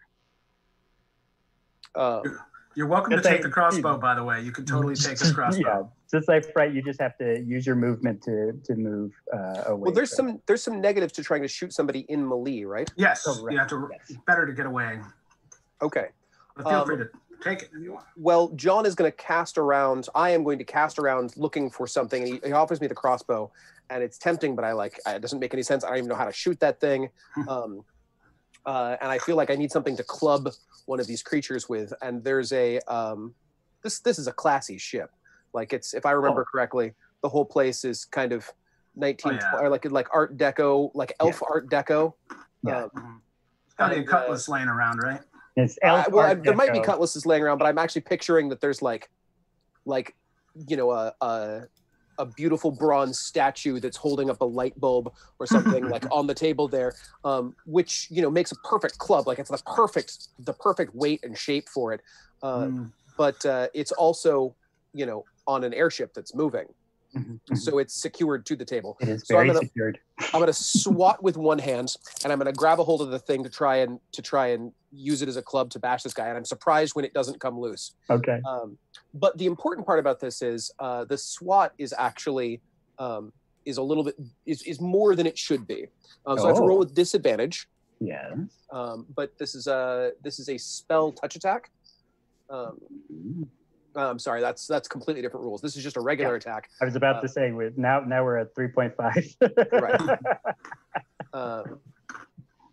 Oops. So the first roll is a 13 to hit, but we got to roll twice to see if it's worse. The second roll is a 18 to hit. So does a 13 hit? You definitely hit. Oh, good. Nice. The feeble flailing, although it's a little bit better form than the last time I tried to punch a sorcerer. It turns out I've gotten a couple of lessons since then, and somebody's pointed out that was just not the way that you do that. Yeah. You don't punch anybody with your thumb in. I've never hit somebody in anger in my entire life, and now it's been twice. You're getting the hang of this adventurer thing, John. Getting the hang of this adventurer thing. We'll see how this works.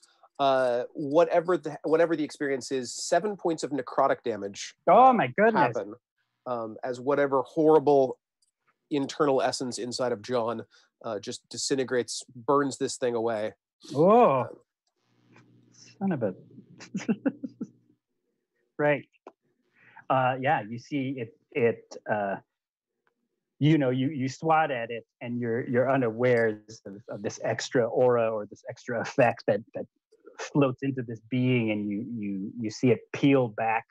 The smoke suddenly kind of crackles with this cold, dark energy, and it's not frightened, but it is wondering what the hell was that. And they are not undead, right? They're just regular creatures. They are regular creatures, they're constructs, basically. Okay. Right. Before we continue on with this combat, I'm going to jump to Moira, then we will jump to the Dame Harlow Jellyfish Roadshow, and then Rog Noble, you should be on the scene when we get there. Okay, Moira, you are with Hamas, keeping her calm. She has her cheesecake. Oh, good. Thank God. I was really concerned about the cheesecake.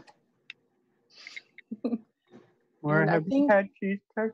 I've had cheesecake. Yes, I have. It's delicious. This is the coolest tasting thing I've ever had. Oh, it's beautiful, isn't it? Just feel it on your tongue. Do you have a tongue, Hamas? I got 93 of them. Oh, that's magical. It's beautiful. Yeah, they're all over you. That's great. That's great. That's hot. That's great. You like back rubs? Sometimes. I don't. You don't. That's fine. I don't have a back. Oh. Yep. Do you what do you have, Hamas, besides tongues? We got the tongues. The tongues are covered. I'm kind of an all-around being. I just don't have a back. I'm always forward facing. Got it. Okay. Hey, you know what's fun is like maybe moving around a little bit, having like a little bit of like let's not touch each other for a little bit. You're right. We do our own thing. Oh, we move with each other. Ooh, yeah, that's it. That's the You better give her a persuasion roll. She hasn't danced in a millennia, so it's kind of weird. All right, persuasion. Or give me a performance. It's how are you narrating it? Are you showing her how to dance? Or I'm showing her.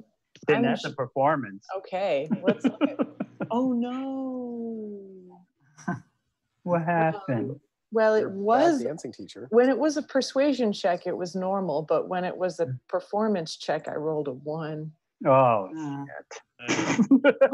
Which actually checks out considering how I was just dancing. Yeah.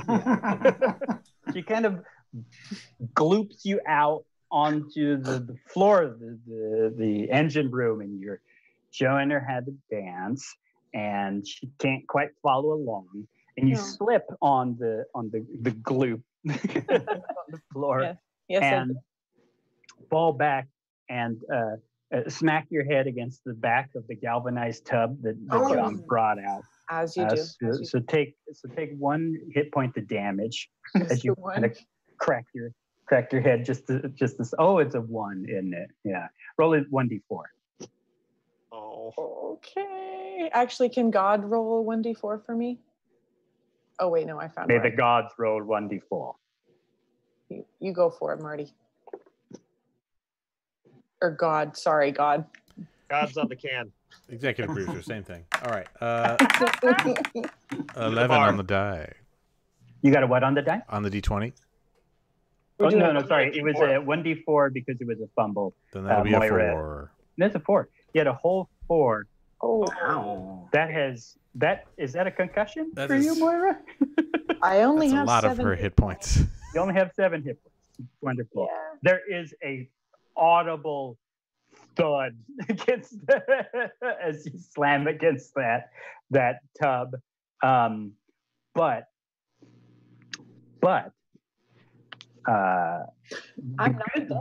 the good news is that Hamas is coming to your aid.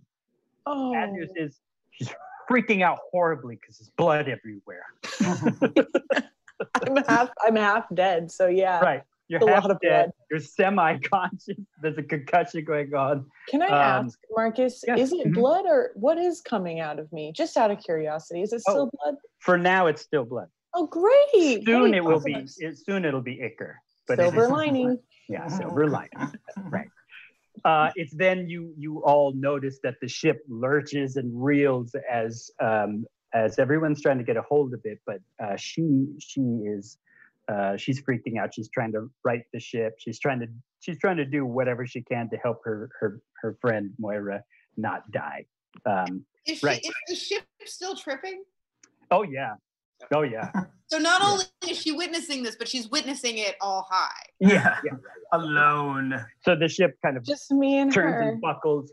dying. The boys in the control room are doing a good job, but you can feel like turbulence up ahead. It's probably because the atmosphere around the Midway is starting to change and shift. The sky turns blood red and streaks a little bit, like it's submerged.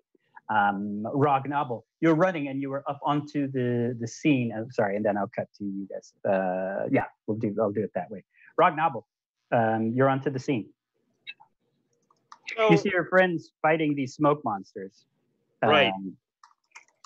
So Ragnabble's like just kind of conscious about the nature of the magic that he's conjuring, I would say. You know, would he be well, for one, he's aware that he conjured these pipe smoke monsters, right?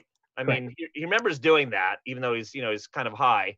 I'm wondering, if I'm still tripping, do I have the wherewithal to be able to like call them back or to call them off? Yeah. Right? Yeah. It's our Arcana check. Yeah. Okay. Yeah. Let me. Because he's just like, wait a minute. He's like, if it's having a, he's like, oh crap, what have I done? Right. For the moment. Right now, I would say roll with disadvantage, simply because the atmosphere of the ship and the Midway around you is a little heightened with fear. But you can roll your Arcana. So I have Arcana +4. I'm rolling. Oh yes, 17 +4. Nice. 21. And with disadvantage means you roll once again. You're going to take the worst roll, but that could also mean you pass anyway. So. Okay, here we go again. That was even better. 18 +4, 22. Nice. They come swirling back into your pipe. They're kind of clawing and fighting and screaming. It's like we have more terror. We have more terror, sir. Please don't get us away. We have delightful terror to instill in the hearts of your weak friends. And they go into the pipe. Back into the pipe. Dame Harlow and no longer jellyfish. Dame Harlow and Glitterfish. you make it up and you see your friends. John Lark is in a cold sweat, but is coming up out of his fright. Durgan Lurch is kind of clutching his shoulder. There's a bit of you can see it's almost like dry ice, this kind of smoke coming from his shoulder. What are both of you doing? Oh, and the ship is lurching around again. What was that? So the smoke monsters are gone now. Yeah, you see, just as you come up the gangway, you see that the smoke gets drawn into Rognoble's pipe. Just as they were kind of clawing at the air, trying to. So they're both kind of just coming out of this, and all the threat is gone, but they're still kind of like. And Durgan is wounded. I'm wounded, and John is still wounded. Yeah, both of us are wounded. Both of you are wounded and frightened. I think that Dame Harlow I want to do any healing that I could. Yeah. Yeah, I could use 5. Take 5. Let's take a peek here. Yeah, and you still have, also have same here with whatever skills I may have in the healing department. Yeah. Does John's fear go away when they go away, or he's just afraid of them, so he's fine now? Yep. Mm-hmm. I'm yelling, "Come back here, you smoky bastard!" I mean, please don't come back here, but whatever. So Dame Harlow, it looks like you've got. Let's see, 5, 10, you each have. Yeah, you have another 5 left.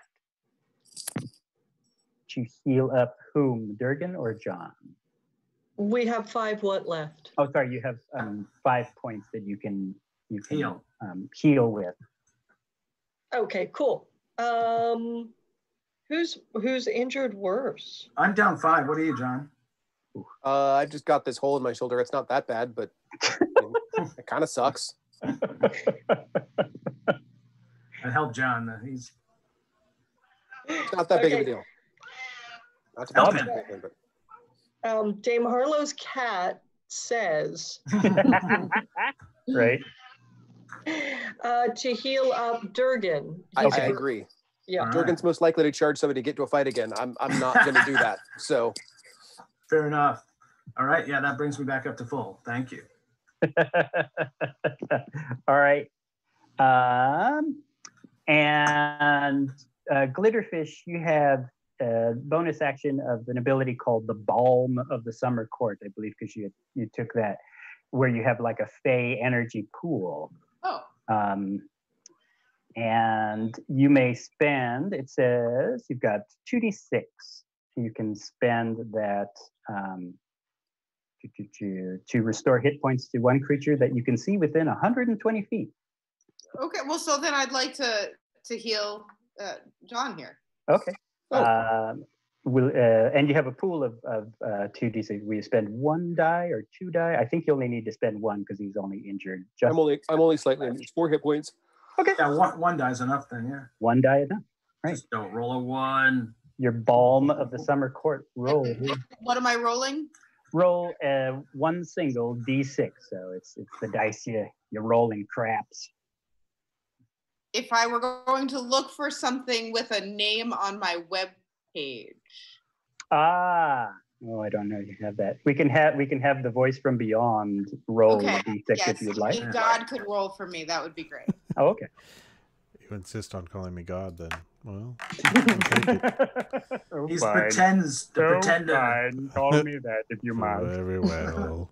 The die you were rolling is a d6. A d6. That's a 6 on that die.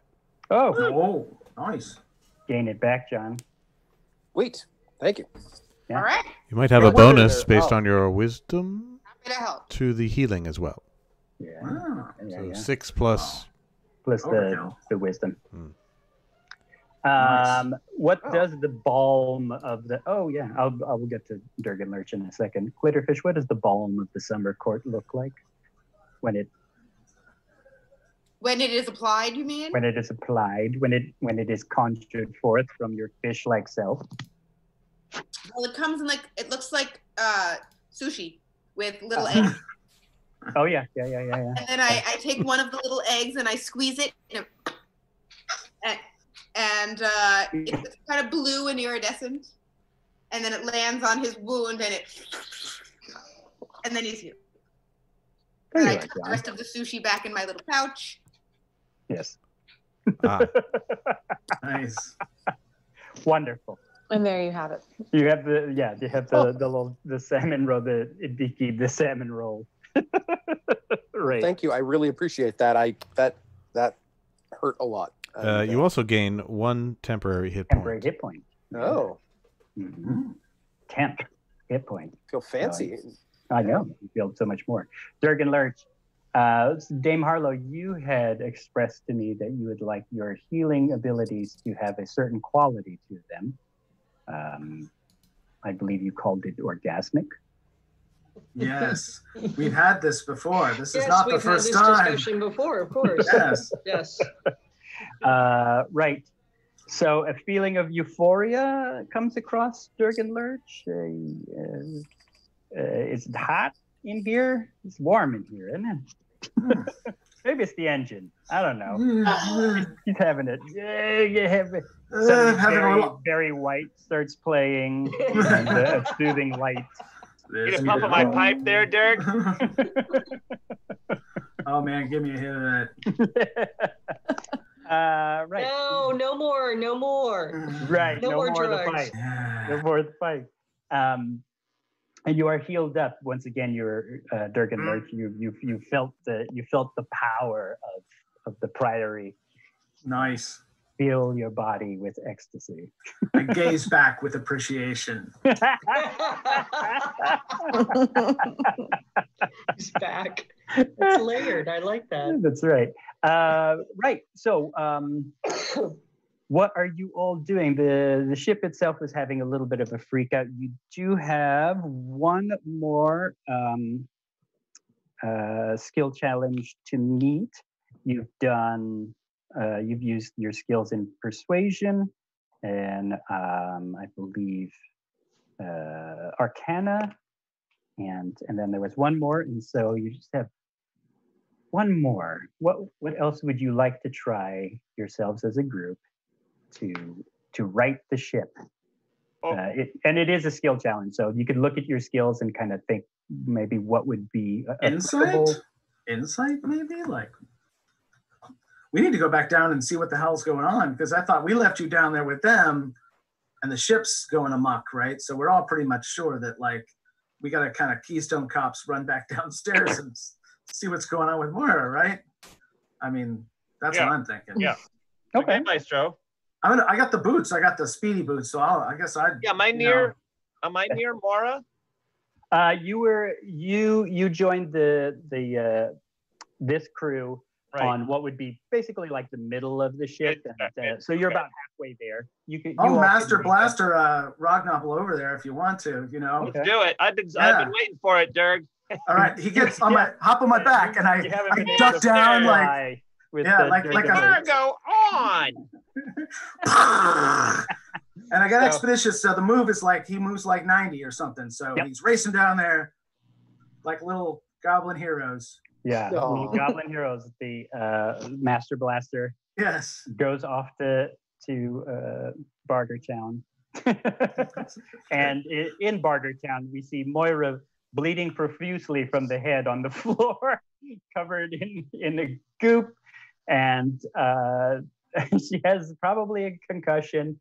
Hamas, you see those that are in the engine room are trying to fend off this being that's freaking out, that's basically like saying, no, put me back into the main controls of the ship. I'm gonna land us. I think I can save us. And they're like, you can't land us, we're in danger. You know, and they're kind of pushing off her tendrils as she's trying to get into the controls, and they're like lashing it down. And she's like, but she's dead. She's dead.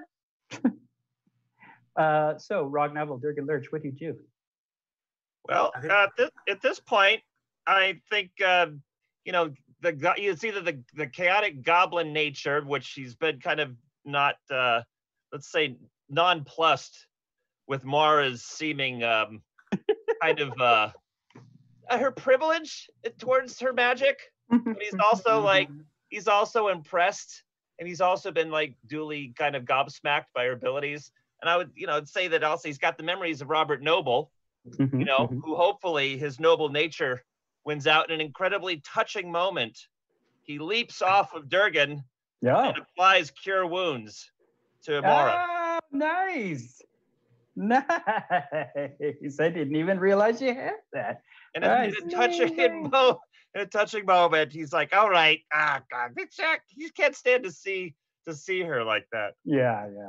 And I'll try to straighten out the ship. Just like think of it like the artificer thing, like, maybe we could work on it together, but like that's straighten the ship out and like get that, no, let them drive. I want to kind of enable. Okay.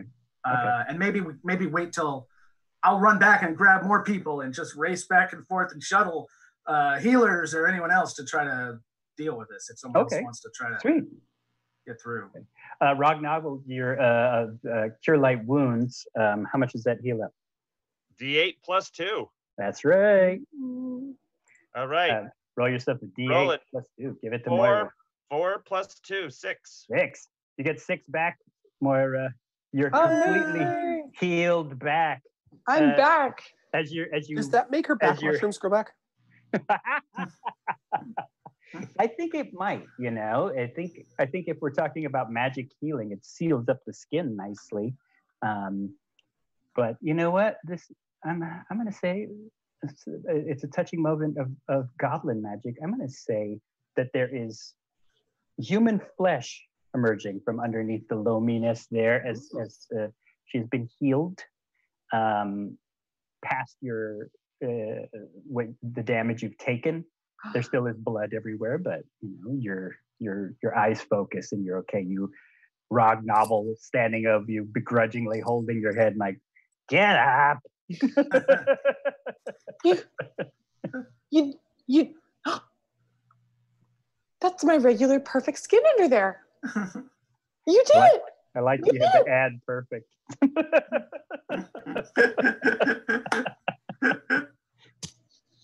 I mean, it is. Rock, he grumbles in Goblin something. He's like, so even after all of that experience and the intense mushroom trip, as soon as she returns to her mortal self, she's like right back to the way she used to be. Yes, of course. Unchanged.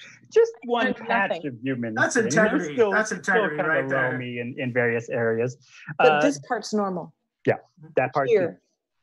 It's like a coin-sized amount. of your previous just sort of touch it, just keep touching it and rubbing it. Oh, that's me. It's me. That's me. That's me. All right. What's left of me right here. Durgan Lurch, you had mentioned that you were running back to grab the rest of the crew, and I'll grab Dame Harlow, and I'll be like, I'm like her knight at this point because she charged me up, and I say, the ship's got to get to work. We can't do this. The ship's got to do it. And I'll grab her, and I'll reach out to her, and I'll hold my hand and come with me. I need your help, and I'll dash off and bring her down there if you grab my hand. Okay. And I believe I have spell casting ability. Yes, you do. Mm-hmm. Yeah. Would that help me right now? Sure. Would that help us? What were you going to cast?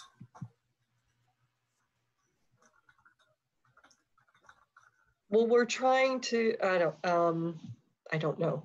Okay, sorry. Oh, that's okay. I don't know what to do. Punch your disco ball. Uh-huh. I mean, the goal. I mean, I'm bringing you down there to sort of like. They don't know what to do. The ship needs to take control, is what I'm saying. Like, Moira got everything out of whack, and the ship's lost it, and they need a little discipline. And I will give her guidance. I have guidance, which will give her an extra D4 on her next skill check. Okay. So if I can do that. Oh, you mentioned that the crew needs discipline. Okay. Well, they seem to be under a glamour of some sort. Yeah, the crew might be. The crew need to enable, like, everyone needs to be working together here. That's the deal. And basically, Lisa, there's no, in fact, the whole crew, there's no wrong decision in this. Skill challenges or whatever you bring to the table and say, I'm going to try this to help out, then we figure out how to work in the narrative with that. So there's no like, oh, you picked the wrong skill or you picked the wrong thing. You know, okay. It's however you want to soothe the situation. Yes, okay. I don't know if Dame Harlow needed more time for her spell casting, but if she needs a minute, I know what I'd like to do. Yeah. I would like to make use of my skill of nature. And since the goal, right, is to land, if I can have control over the nature below us, to come and the trees grow up, the branches wrap around the ship, and that is more than a skill, my friend. That's impressive to be like, I'm going to use my ability in camping to pull forth to get the trees to come and envelop us in a safe nest. No? That's some like Totoro level mastery. Level 5. Once you hit level 5, yeah. Yes. No. I mean, I'm all about my yes anding, but that one's a lot. I will no. No. All right. Just because it goes beyond what a skill is. If you had, and druids do have eventually magic abilities to influence nature in that way, but skill. Not yet. Yeah, what about something like a knowledge nature check to figure out where there might be a body of water underneath the trees that's large enough for us to land in? You can like something you're like, hey, there's a spot where we can at least crash and be like a boat at. Yes, that you can do. Sounds cool, but okay. I know. I'm so sorry, but yes, you can attempt that if you'd like to. Sure, let's do that. Okay. So give me your nature check.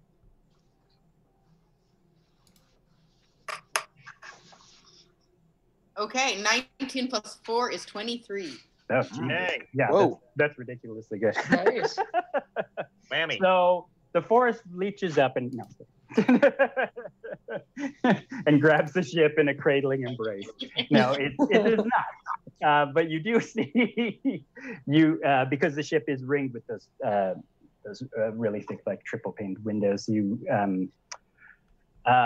do see in the night landscape a clearing. It's almost as if your druidic senses reached out for a space of calm, large body of water to land in. And you probably point that out, so you can yell to this crew that is now your friends to guide the ship to there, and then later you guys can work on calming the engine down without being 30,000 feet in the air. So it goes, and the crew responds back, and they say, "Yes, Chief." And they start to, you feel the ship start listing towards that body of water. We're just going to cut right to it, belly flopping into the water and landing safely. The engine itself, Hamas is still in a bit of a panic and flurry. They didn't see that Moira is up and fine. But you are all safe in general. The ship is landed and you are floating on a big body of water. And with that, we will take our 10 o'clock, 10-minute break. And when we come back, we're going to try to talk down a giant interstellar being. That's right. It is time for the intermission. Thank you so much, our players and Dungeon Master. We'll see everyone in chat in 10 minutes. We will be looking forward to that. Laters.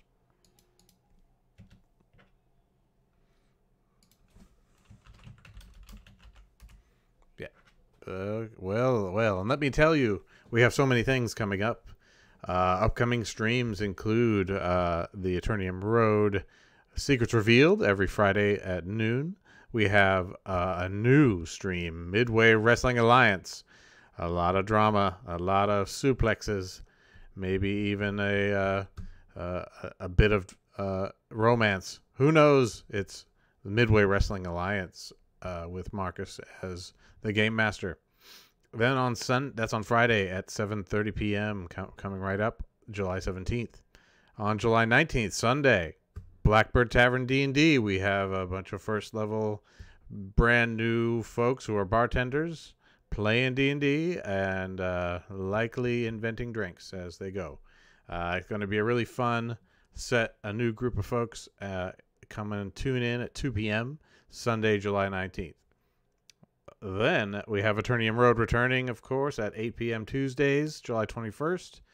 And then a very special debut of the Shadow Stories anthology series of games where we play all sorts of games, but they're all scary or spooky or a little bit twisted. This one is a bit twisted. Episode 1 with Our Little Town, run by Matt Steele, Matt Thulu, as he's known. And that's part 1 on Thursday, 7 p.m., July 23rd, and then part 2 on Friday, 7 p.m., July 24. And then, of course, we'll have the secrets revealed for episode 6 of Aternium Road earlier that day, Friday the 24th of July, noon. Wonderful, wonderful things coming up. We'll have much more to announce in terms of more streams and more Shadow Stories, and even some news about some auctions. We've had a large donation of classic, amazing pieces from the 50 years of role-playing game history that we are cataloging, and we will set up an auction to benefit the Mystic Midway and all of our ensemble. So stay tuned for that in the coming weeks. We'll see you soon.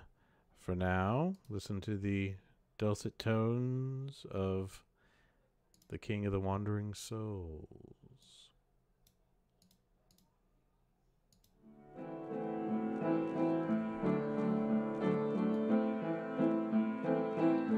Come close, my dears, ashes for your fears. I am the King of the Wandering Souls. The weeds and dirt, the losses and the hurts, these are the fields where your words become gold. I am the King of the Wandering Souls. Welcome to my vast empire, all you behold and beyond. Pull up a crate by my tin can fire, we'll tell stories from dusk until dawn. We'll tell stories from dusk until dawn. I stand guard at the gate, hold the key to the state. I am the King of the Wandering Souls. To enter the Midway, you first must gain entree to the fields where your words become gold. I am the King of the Wandering Souls. Welcome to my vast empire, all you behold and beyond. Pull up a crate by my tin can fire, we'll tell stories from dusk until dawn. We'll tell stories from dusk until dawn.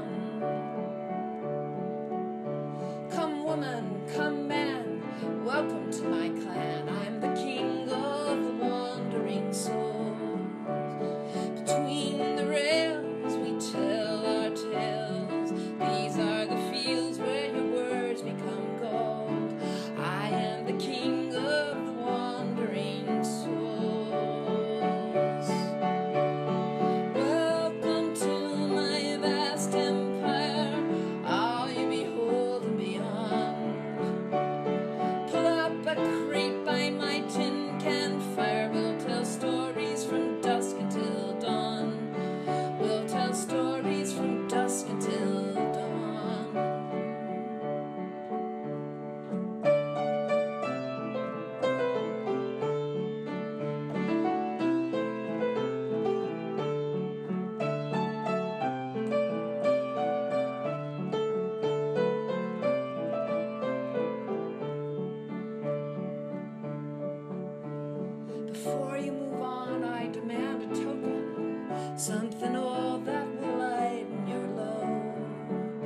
But at the end of your stay, as you leave the midway, in these fields your own words become gold.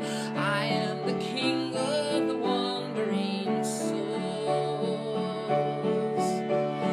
Welcome to my vast empire, all you behold and beyond. Pull up a crate by my tin can fire, we'll tell stories from dusk until dawn. We'll tell stories from dusk until dawn. I am the king of the wandering souls.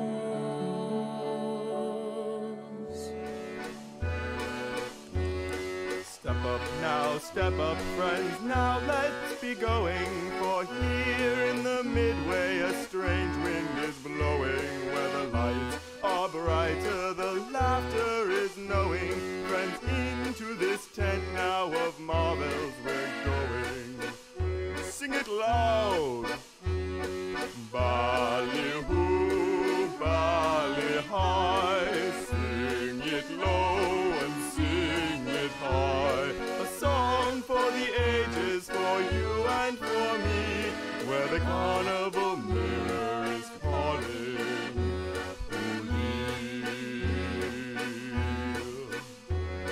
Step up now, step up, friends, now let's be going.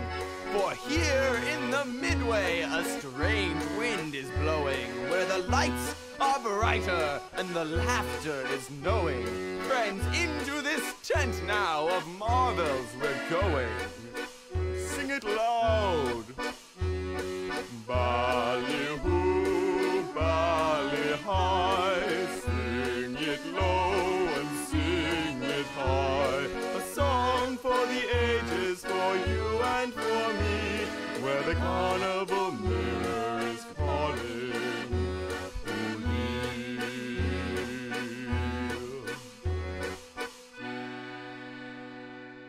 There's a strange wind blows in Midway Alley.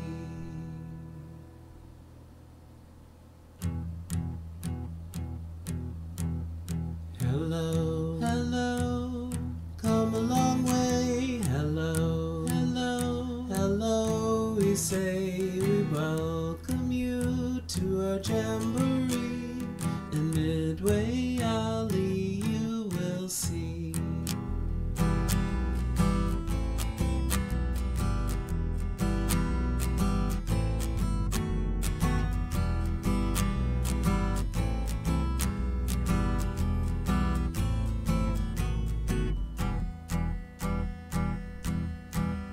There's a portal to take you to a land of faith.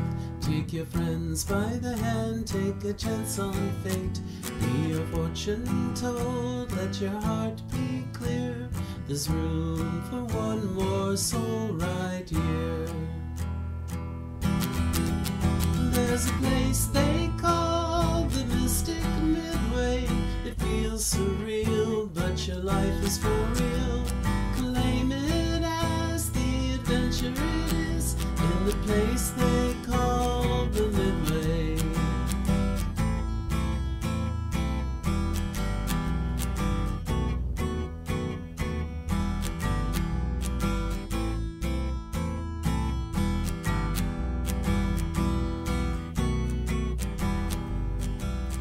Choose your ground and choose your name. Step inside this picture frame. Everybody loves a game in the place they call the Midway. Where is this place and what's the price? What is your mystic fire bright? The call to adventure is calling tonight in the place they call the Midway. There's a place they call the Mystic Midway. It feels surreal, but your life is for real. Claim it as the adventure it is, in the place they call the Midway. There's a place they call the Mystic Midway. It feels surreal, but your life is for real. Claim it as the adventure it is, in in the place they call the Midway.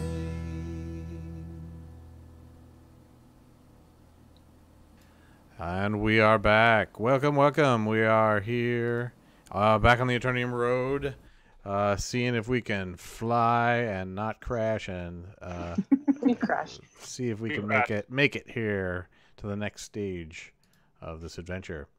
Welcome all. Take it away, Marcus. Well, okie dokie, my artichokes. So we have belly flopped our giant airship into a body of water.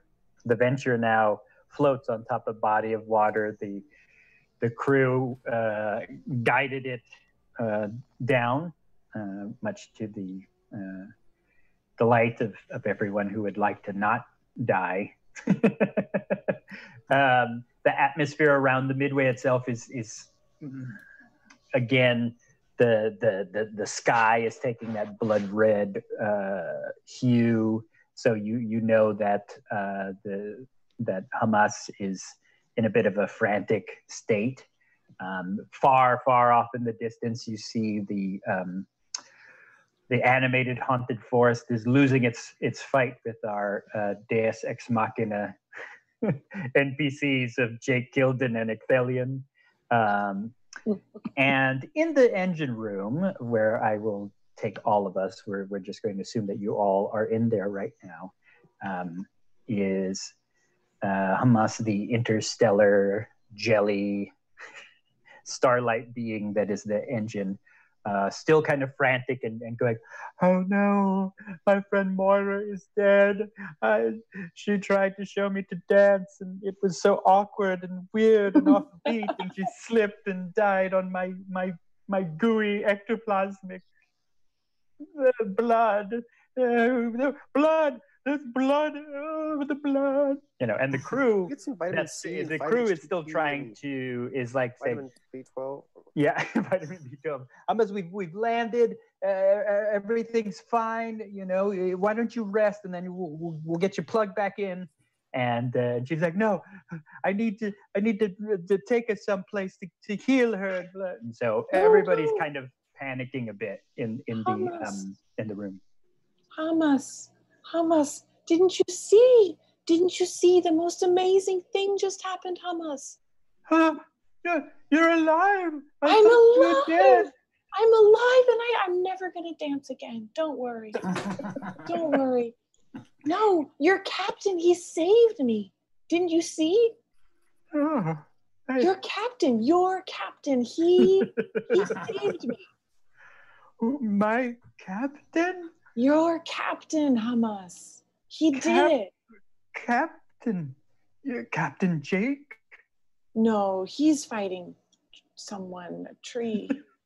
Oh, he's always doing things like that. Fighting a tree. No. Oh, Rognobble. Yes. Rognobble? It's been so long since my 75 eyes have seen you. I've sensed you upon the ship. Your touch. It has been a while. Captain? Oh, Captain, my Captain. And she's starting to calm down.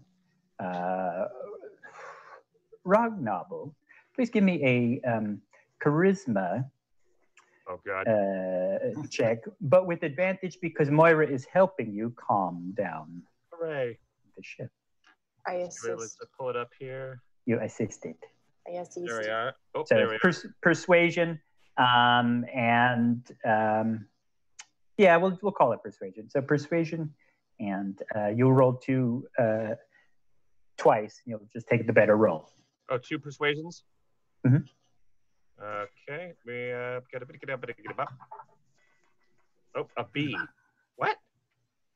Oh, that's a natural 20. Oh, boom. I was like, what is a B? That's a crit. Well, okay.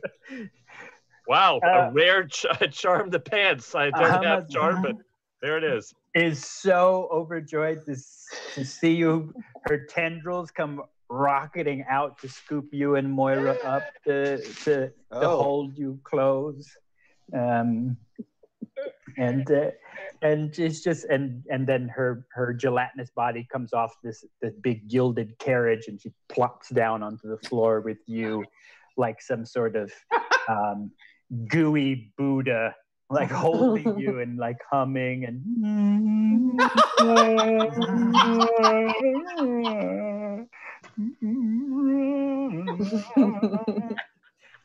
what are the rest of you doing? Watching the crew itself is like bewildered, and they're like, what do we do now?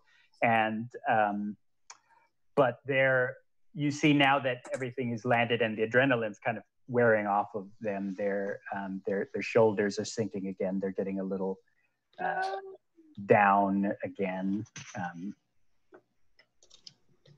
and yeah, that's it. What are the rest of you doing? Is there, I'm Glitterfish, Dame Harlow, can you think of something that might be affecting the crew like this? Is there something wacky in this universe? I mean, perhaps also Moira would know something about this. I don't know, Moira, what you Moira's busy. No, yeah, well, she's busy. Let's not even talk about it. I know that I'm very concerned about it. I want them to pull it together. Come on, guys. You live. Yeah, but I mean, every time they stop, I can go into myself and tap into my divine sense and answer the question that you're asking, which is, does this seem to be a good place or an evil place, or what was the question, John? Every time the crew for the ship is not actively doing something, they immediately return to this default sad, like, doldrums place. It's something's weird, and I like. Is it a curse? Is it magic? Can you smell that? Can I smell that? I would attempt to use my divine sense to detect the disturbance in the force. Right. Right. You do, and you sense that they are possessed of some sort. They're these little beings that, and you could see them floating around in their cranium.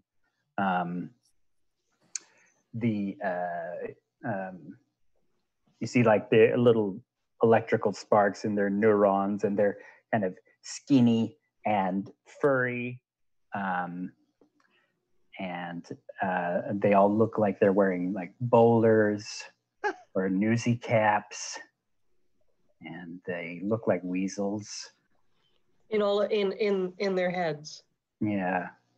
These people actually look like weasels? No, there's these things floating around in kind of like this weird halo around. Which she can see with her divine sense. Yes. Mm-hmm. Yeah. And with your divine sense, I will give that you can say that they are constantly filling them with negative thoughts. Now you can hear it. You can hear them like, yeah, pal. You're no good. You're a crumb bum. Get out of here, you schlep rock. Well, call yourself an adventurer.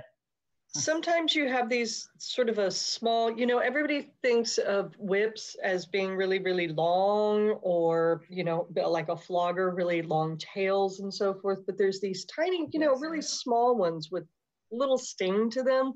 Nice little flappy tail with a point on the end. And I really enjoy taking that and just flicking away at the little brain weasels with the bowler hats. Like first I kind of tease them, and I use the tiny little, very petite prop to flip their bowler hats off. It's the oddest way I've had anybody describe protection from evil. And then they fall over. Then they become my minions because they're so happy that I tapped into their need for correction. Right. Are you saying you actually succeed in becoming the cult leader to these? No. So what you will be casting for the rest of you is called Protection from Evil and Good. Until the spell ends, one willing creature you touch or whip, I guess, against certain types. It grants several benefits. Creatures of this type have a disadvantage against attack rolls. Target can't be charmed, frightened, possessed by them, meaning you'll exorcise them from the target. So that is what you'll be spending your time doing, going around flicking and whipping these little things It's target out of practice. They're tiny, the so thought. it's really helping with my accuracy. Right. It's all in the wrist. Yeah. And you can see them. So you see Dame Harlow kind of with her little correction whip, like just around the That aura. was very good form, Marcus. That was This actually happened to me at an airport once. What? So you see her flicking at the various crew members who are starting to get their color back into their face. Their shoulders are getting a bit broader again.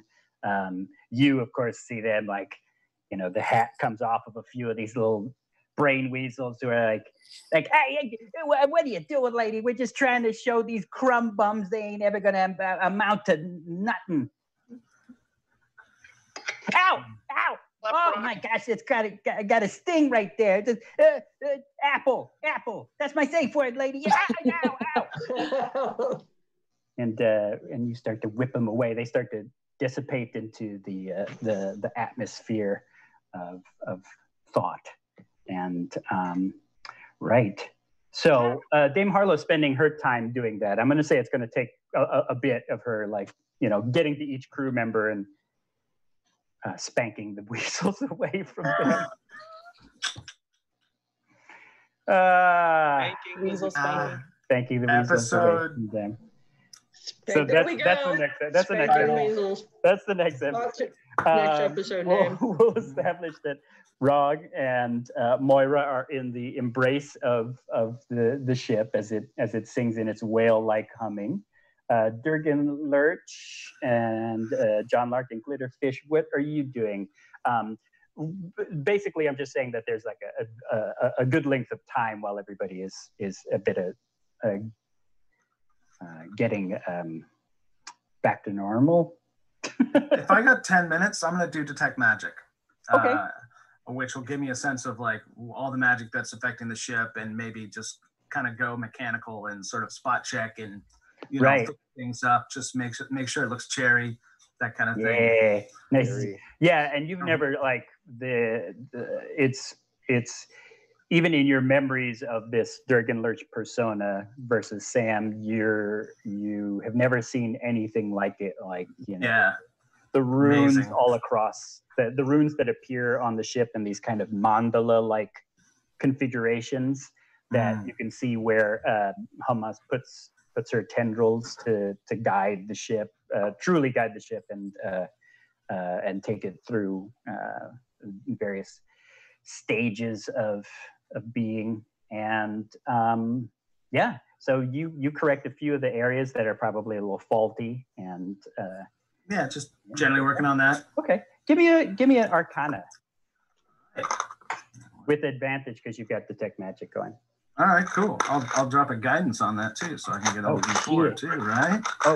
Oh yeah. Mm-hmm.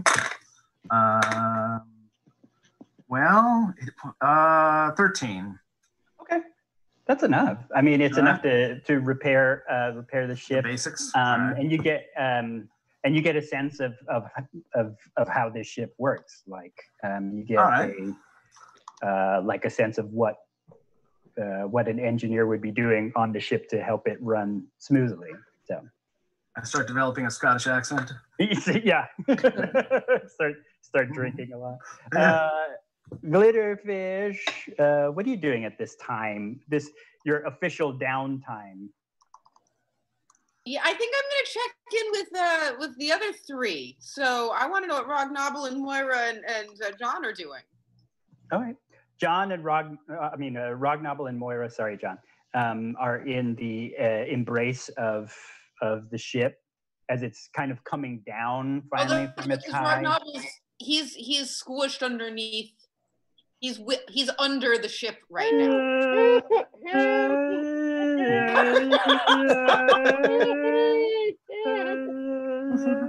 And what's Moira and John doing right now?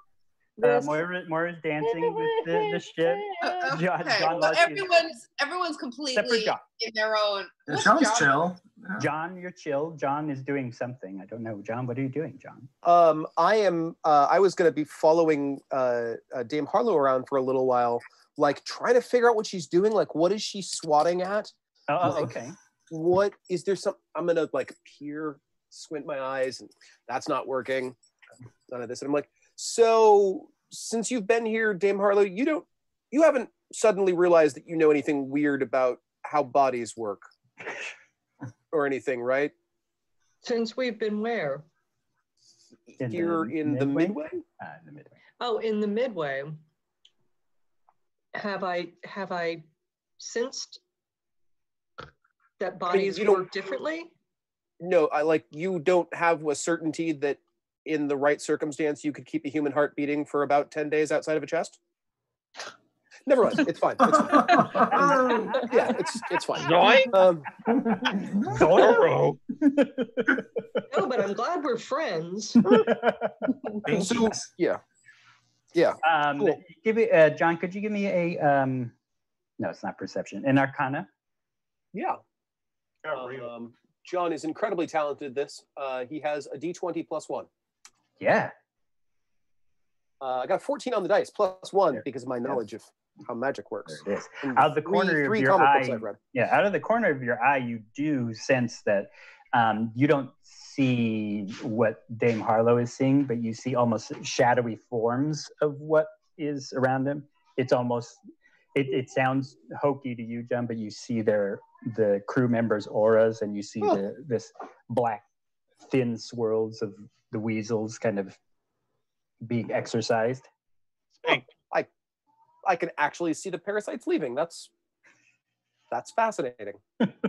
Yeah, you do see the parasites leaving. Yeah, they're kind of.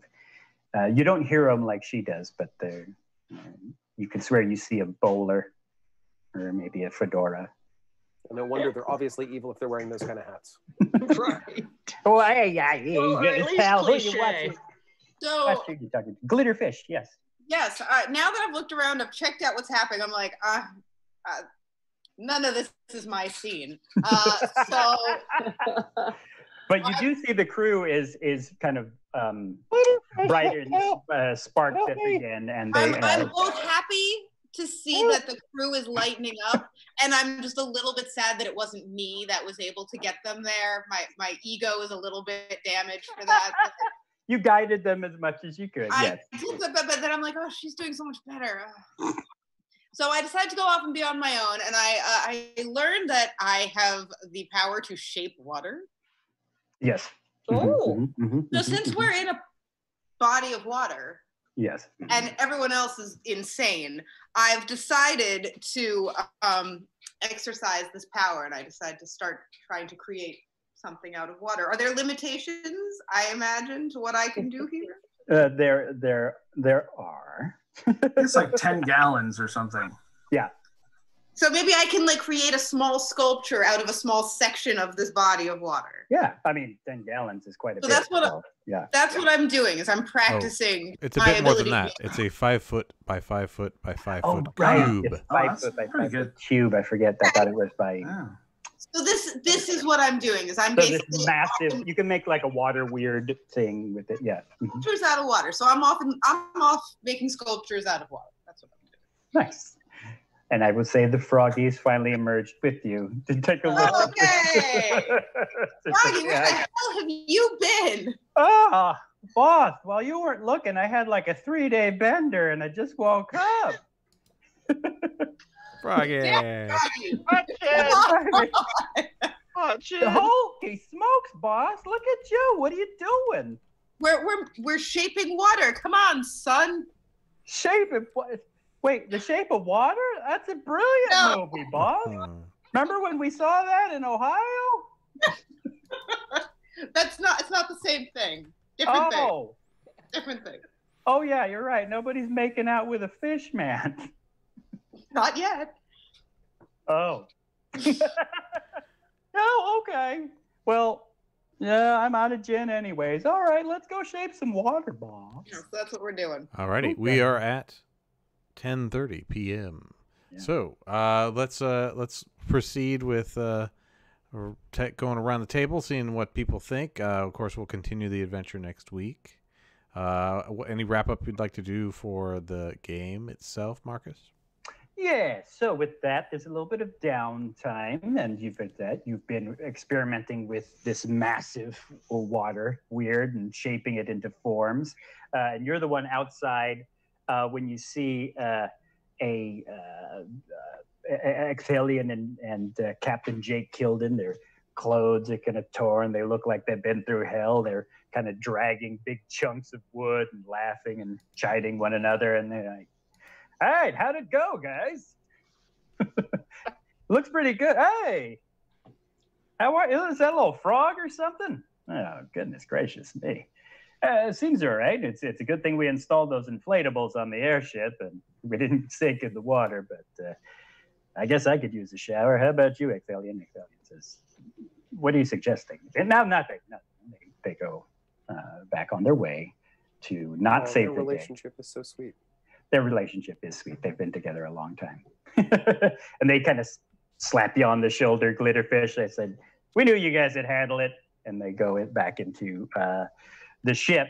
And from there, we're going to establish that you guys will be off and on your way soon after a bit of rest, off to the Linsmore Marches to find out the troubles that are happening with Dame Harlow's family, as well as what is happening deep within Deeplington, as was suggested that some sort of demon is being held at bay tenuously. And that is where we will leave off, as you will have a little bit of downtime and you'll be able to float on your way. And Hamas will come down and will install herself back into her carapace to fly you guys there. So are we also going to level up during this downtime? Ooh, that is right, because fancy. when you guys are going off to this next adventure, you will be third level. Third level. Wait, how did that happen? What does that mean? Hey, wait, hold on. More cool stuff. Third level happens just like it happened in second level. You will be improving your... Oh, I didn't know that had happened either. What? Sorry. It's kind of some of the reasons why you're getting all improved and you're getting stronger and more spells, more powers, more stuff to keep track of. More powers, more odd things to keep track of. But also importantly, you get more hit points, meaning more pints of blood somehow get entered into your body, and you'll improve. And with third level, you acquire things like you'll take a certain path in your character class, and you will also choose between giving a feat, which means a special ability, or you can improve one of your stats. You get to add a 1 to one of your stats that you think you might be sucking at. So, but we will cover that some other time. But you're welcome to third level, ladies and gentlemen. Yeah, I'm so excited. I'm gonna get a pet. I'm looking forward to it. Yeah. So, well, I hope you had fun. I hope you enjoyed your odd saving the day adventure, whipping weasels and talking down ectoplasmic star beings and trying to form a cult, getting attacked by fear itself. So I guess with that, we're gonna probably go around the table, wrap up a bit, and then we'll come back to me. We'll get to Mr. Scott Levkoff, Rog Novel. Do you want to say farewell and good night and possible things that are on the horizon for you?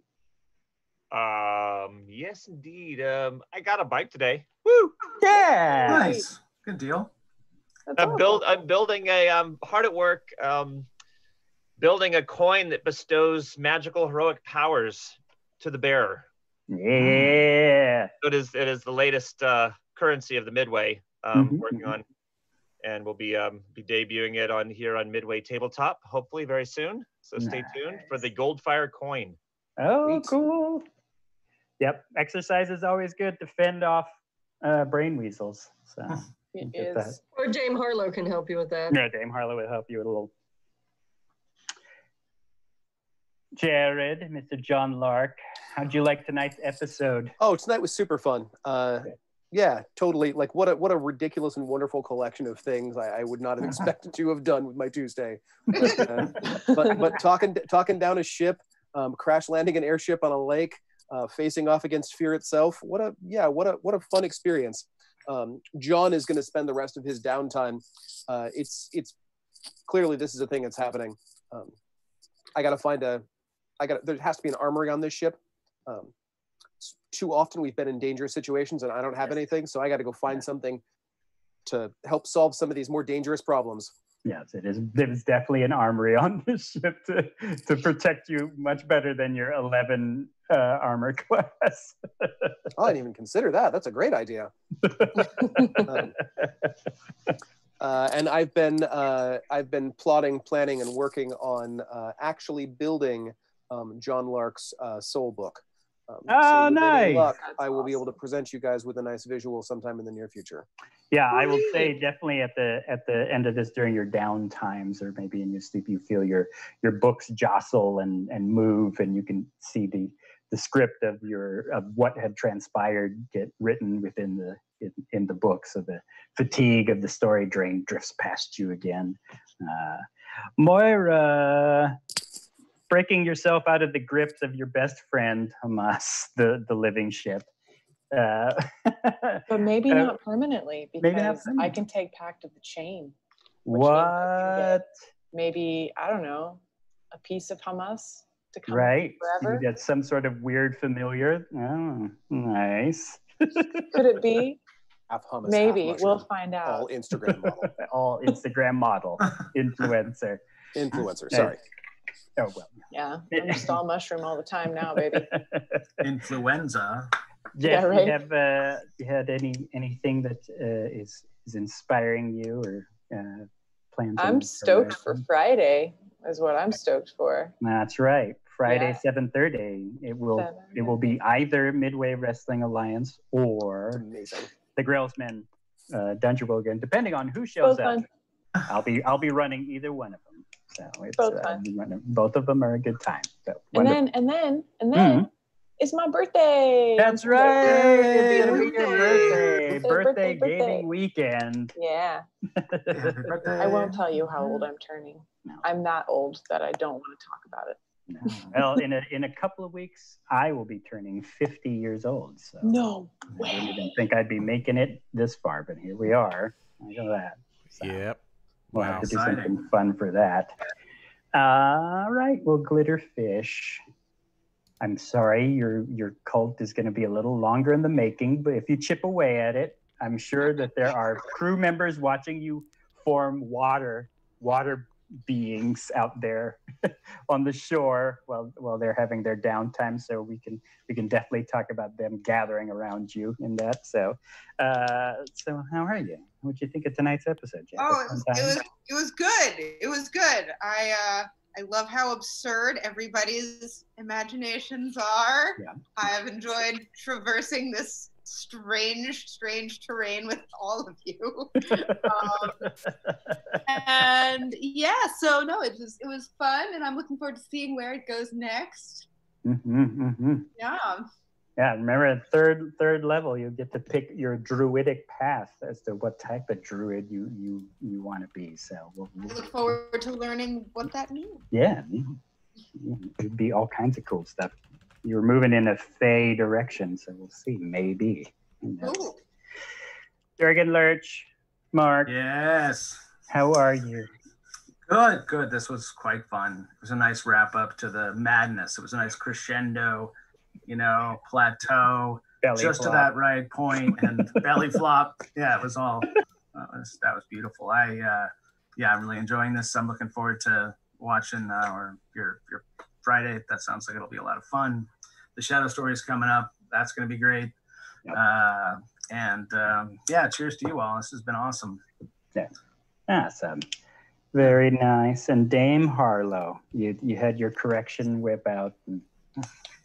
And, you exercised beings through discipline. Dame Harlow found this experience adequate. Absolutely. Adequate. She will be spending her time off in repose, sharpening her skills. Volunteers inquire within. Well, there's a lot of crew members. Who knows? If they're not trying to belong into some weird druidic cult, maybe they... This is amazing. It is not the experience I expected, but it's the experience I deserved. Right. That's right. Good for you. Yeah. Oh, good. I'm glad that you all had fun. We had a good time. From here on in, I don't know if we're going to still stick with this plan of splitting the large party into two separate stories in order to tell more, or do it all together. I guess we're going to have to figure it out and discuss. It's real life sometimes will get in the way, but sometimes real life moves out the way for fun. So let's see if we can budget out of the way a little longer. That's it. But anyways, I hope you all enjoyed this madness and didn't realize what D&D game you were going to get involved watching, but this was it, and I hope you had a good time. And I'm just old Marcus Flores. I'm going to see you on Friday twice, and then I'll see you on Sunday once again. So. That's right. That's right. Come on down and tune in for the post wrap up show for Aternium Road for season, episode 5 anyway. We'll do our secrets reveal discussion, and we'll do that at noon, and then 7:30 later that night. A rollicking adventure of some sort with a bunch of cool new people and some returning faces will be playing. It'll be a really fun new stream to check out. Okay, with that, we'll wrap up tonight's episode of Aternium Road, and thank you all so much. Let's roll the credits, shall we? Bye. Bye. Bye. Yes, well done, everyone. Thank you for that. Your dungeon master tonight was Marcus Flores. Your players playing Moira Moon, Jessica Grant, Dame Harlow, Lisa Hyde, Durgan Lurch, Mark Johnson, Rognobble of Deeplington, played by Scott Levkoff, Glitterfish, Glitter Jellyfish, was played by Stephanie Muffson, and John Lark, played by Jared Williams. I'm your executive producer, Marty Kaplan of Midway Tabletop. This has been the Aternium Road episode 5. Tune in next week at the same time, and we will have a wonderful new storyline beginning on the road. See you then.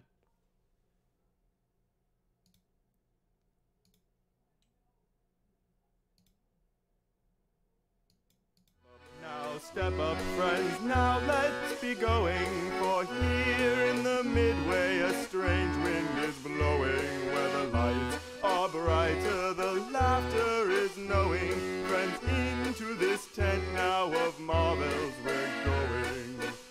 Sing it loud. Ballyhoo, bally high. Sing it low and sing it high. For the ages, for you and for me, where the carnival mirror is calling.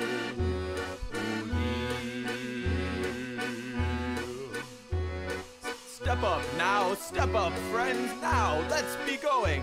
For here in the midway, a strange wind is blowing, where the lights are brighter and the laughter is knowing. Friends, into this tent now of marvels we're going. Sing it loud. Ballyhoo.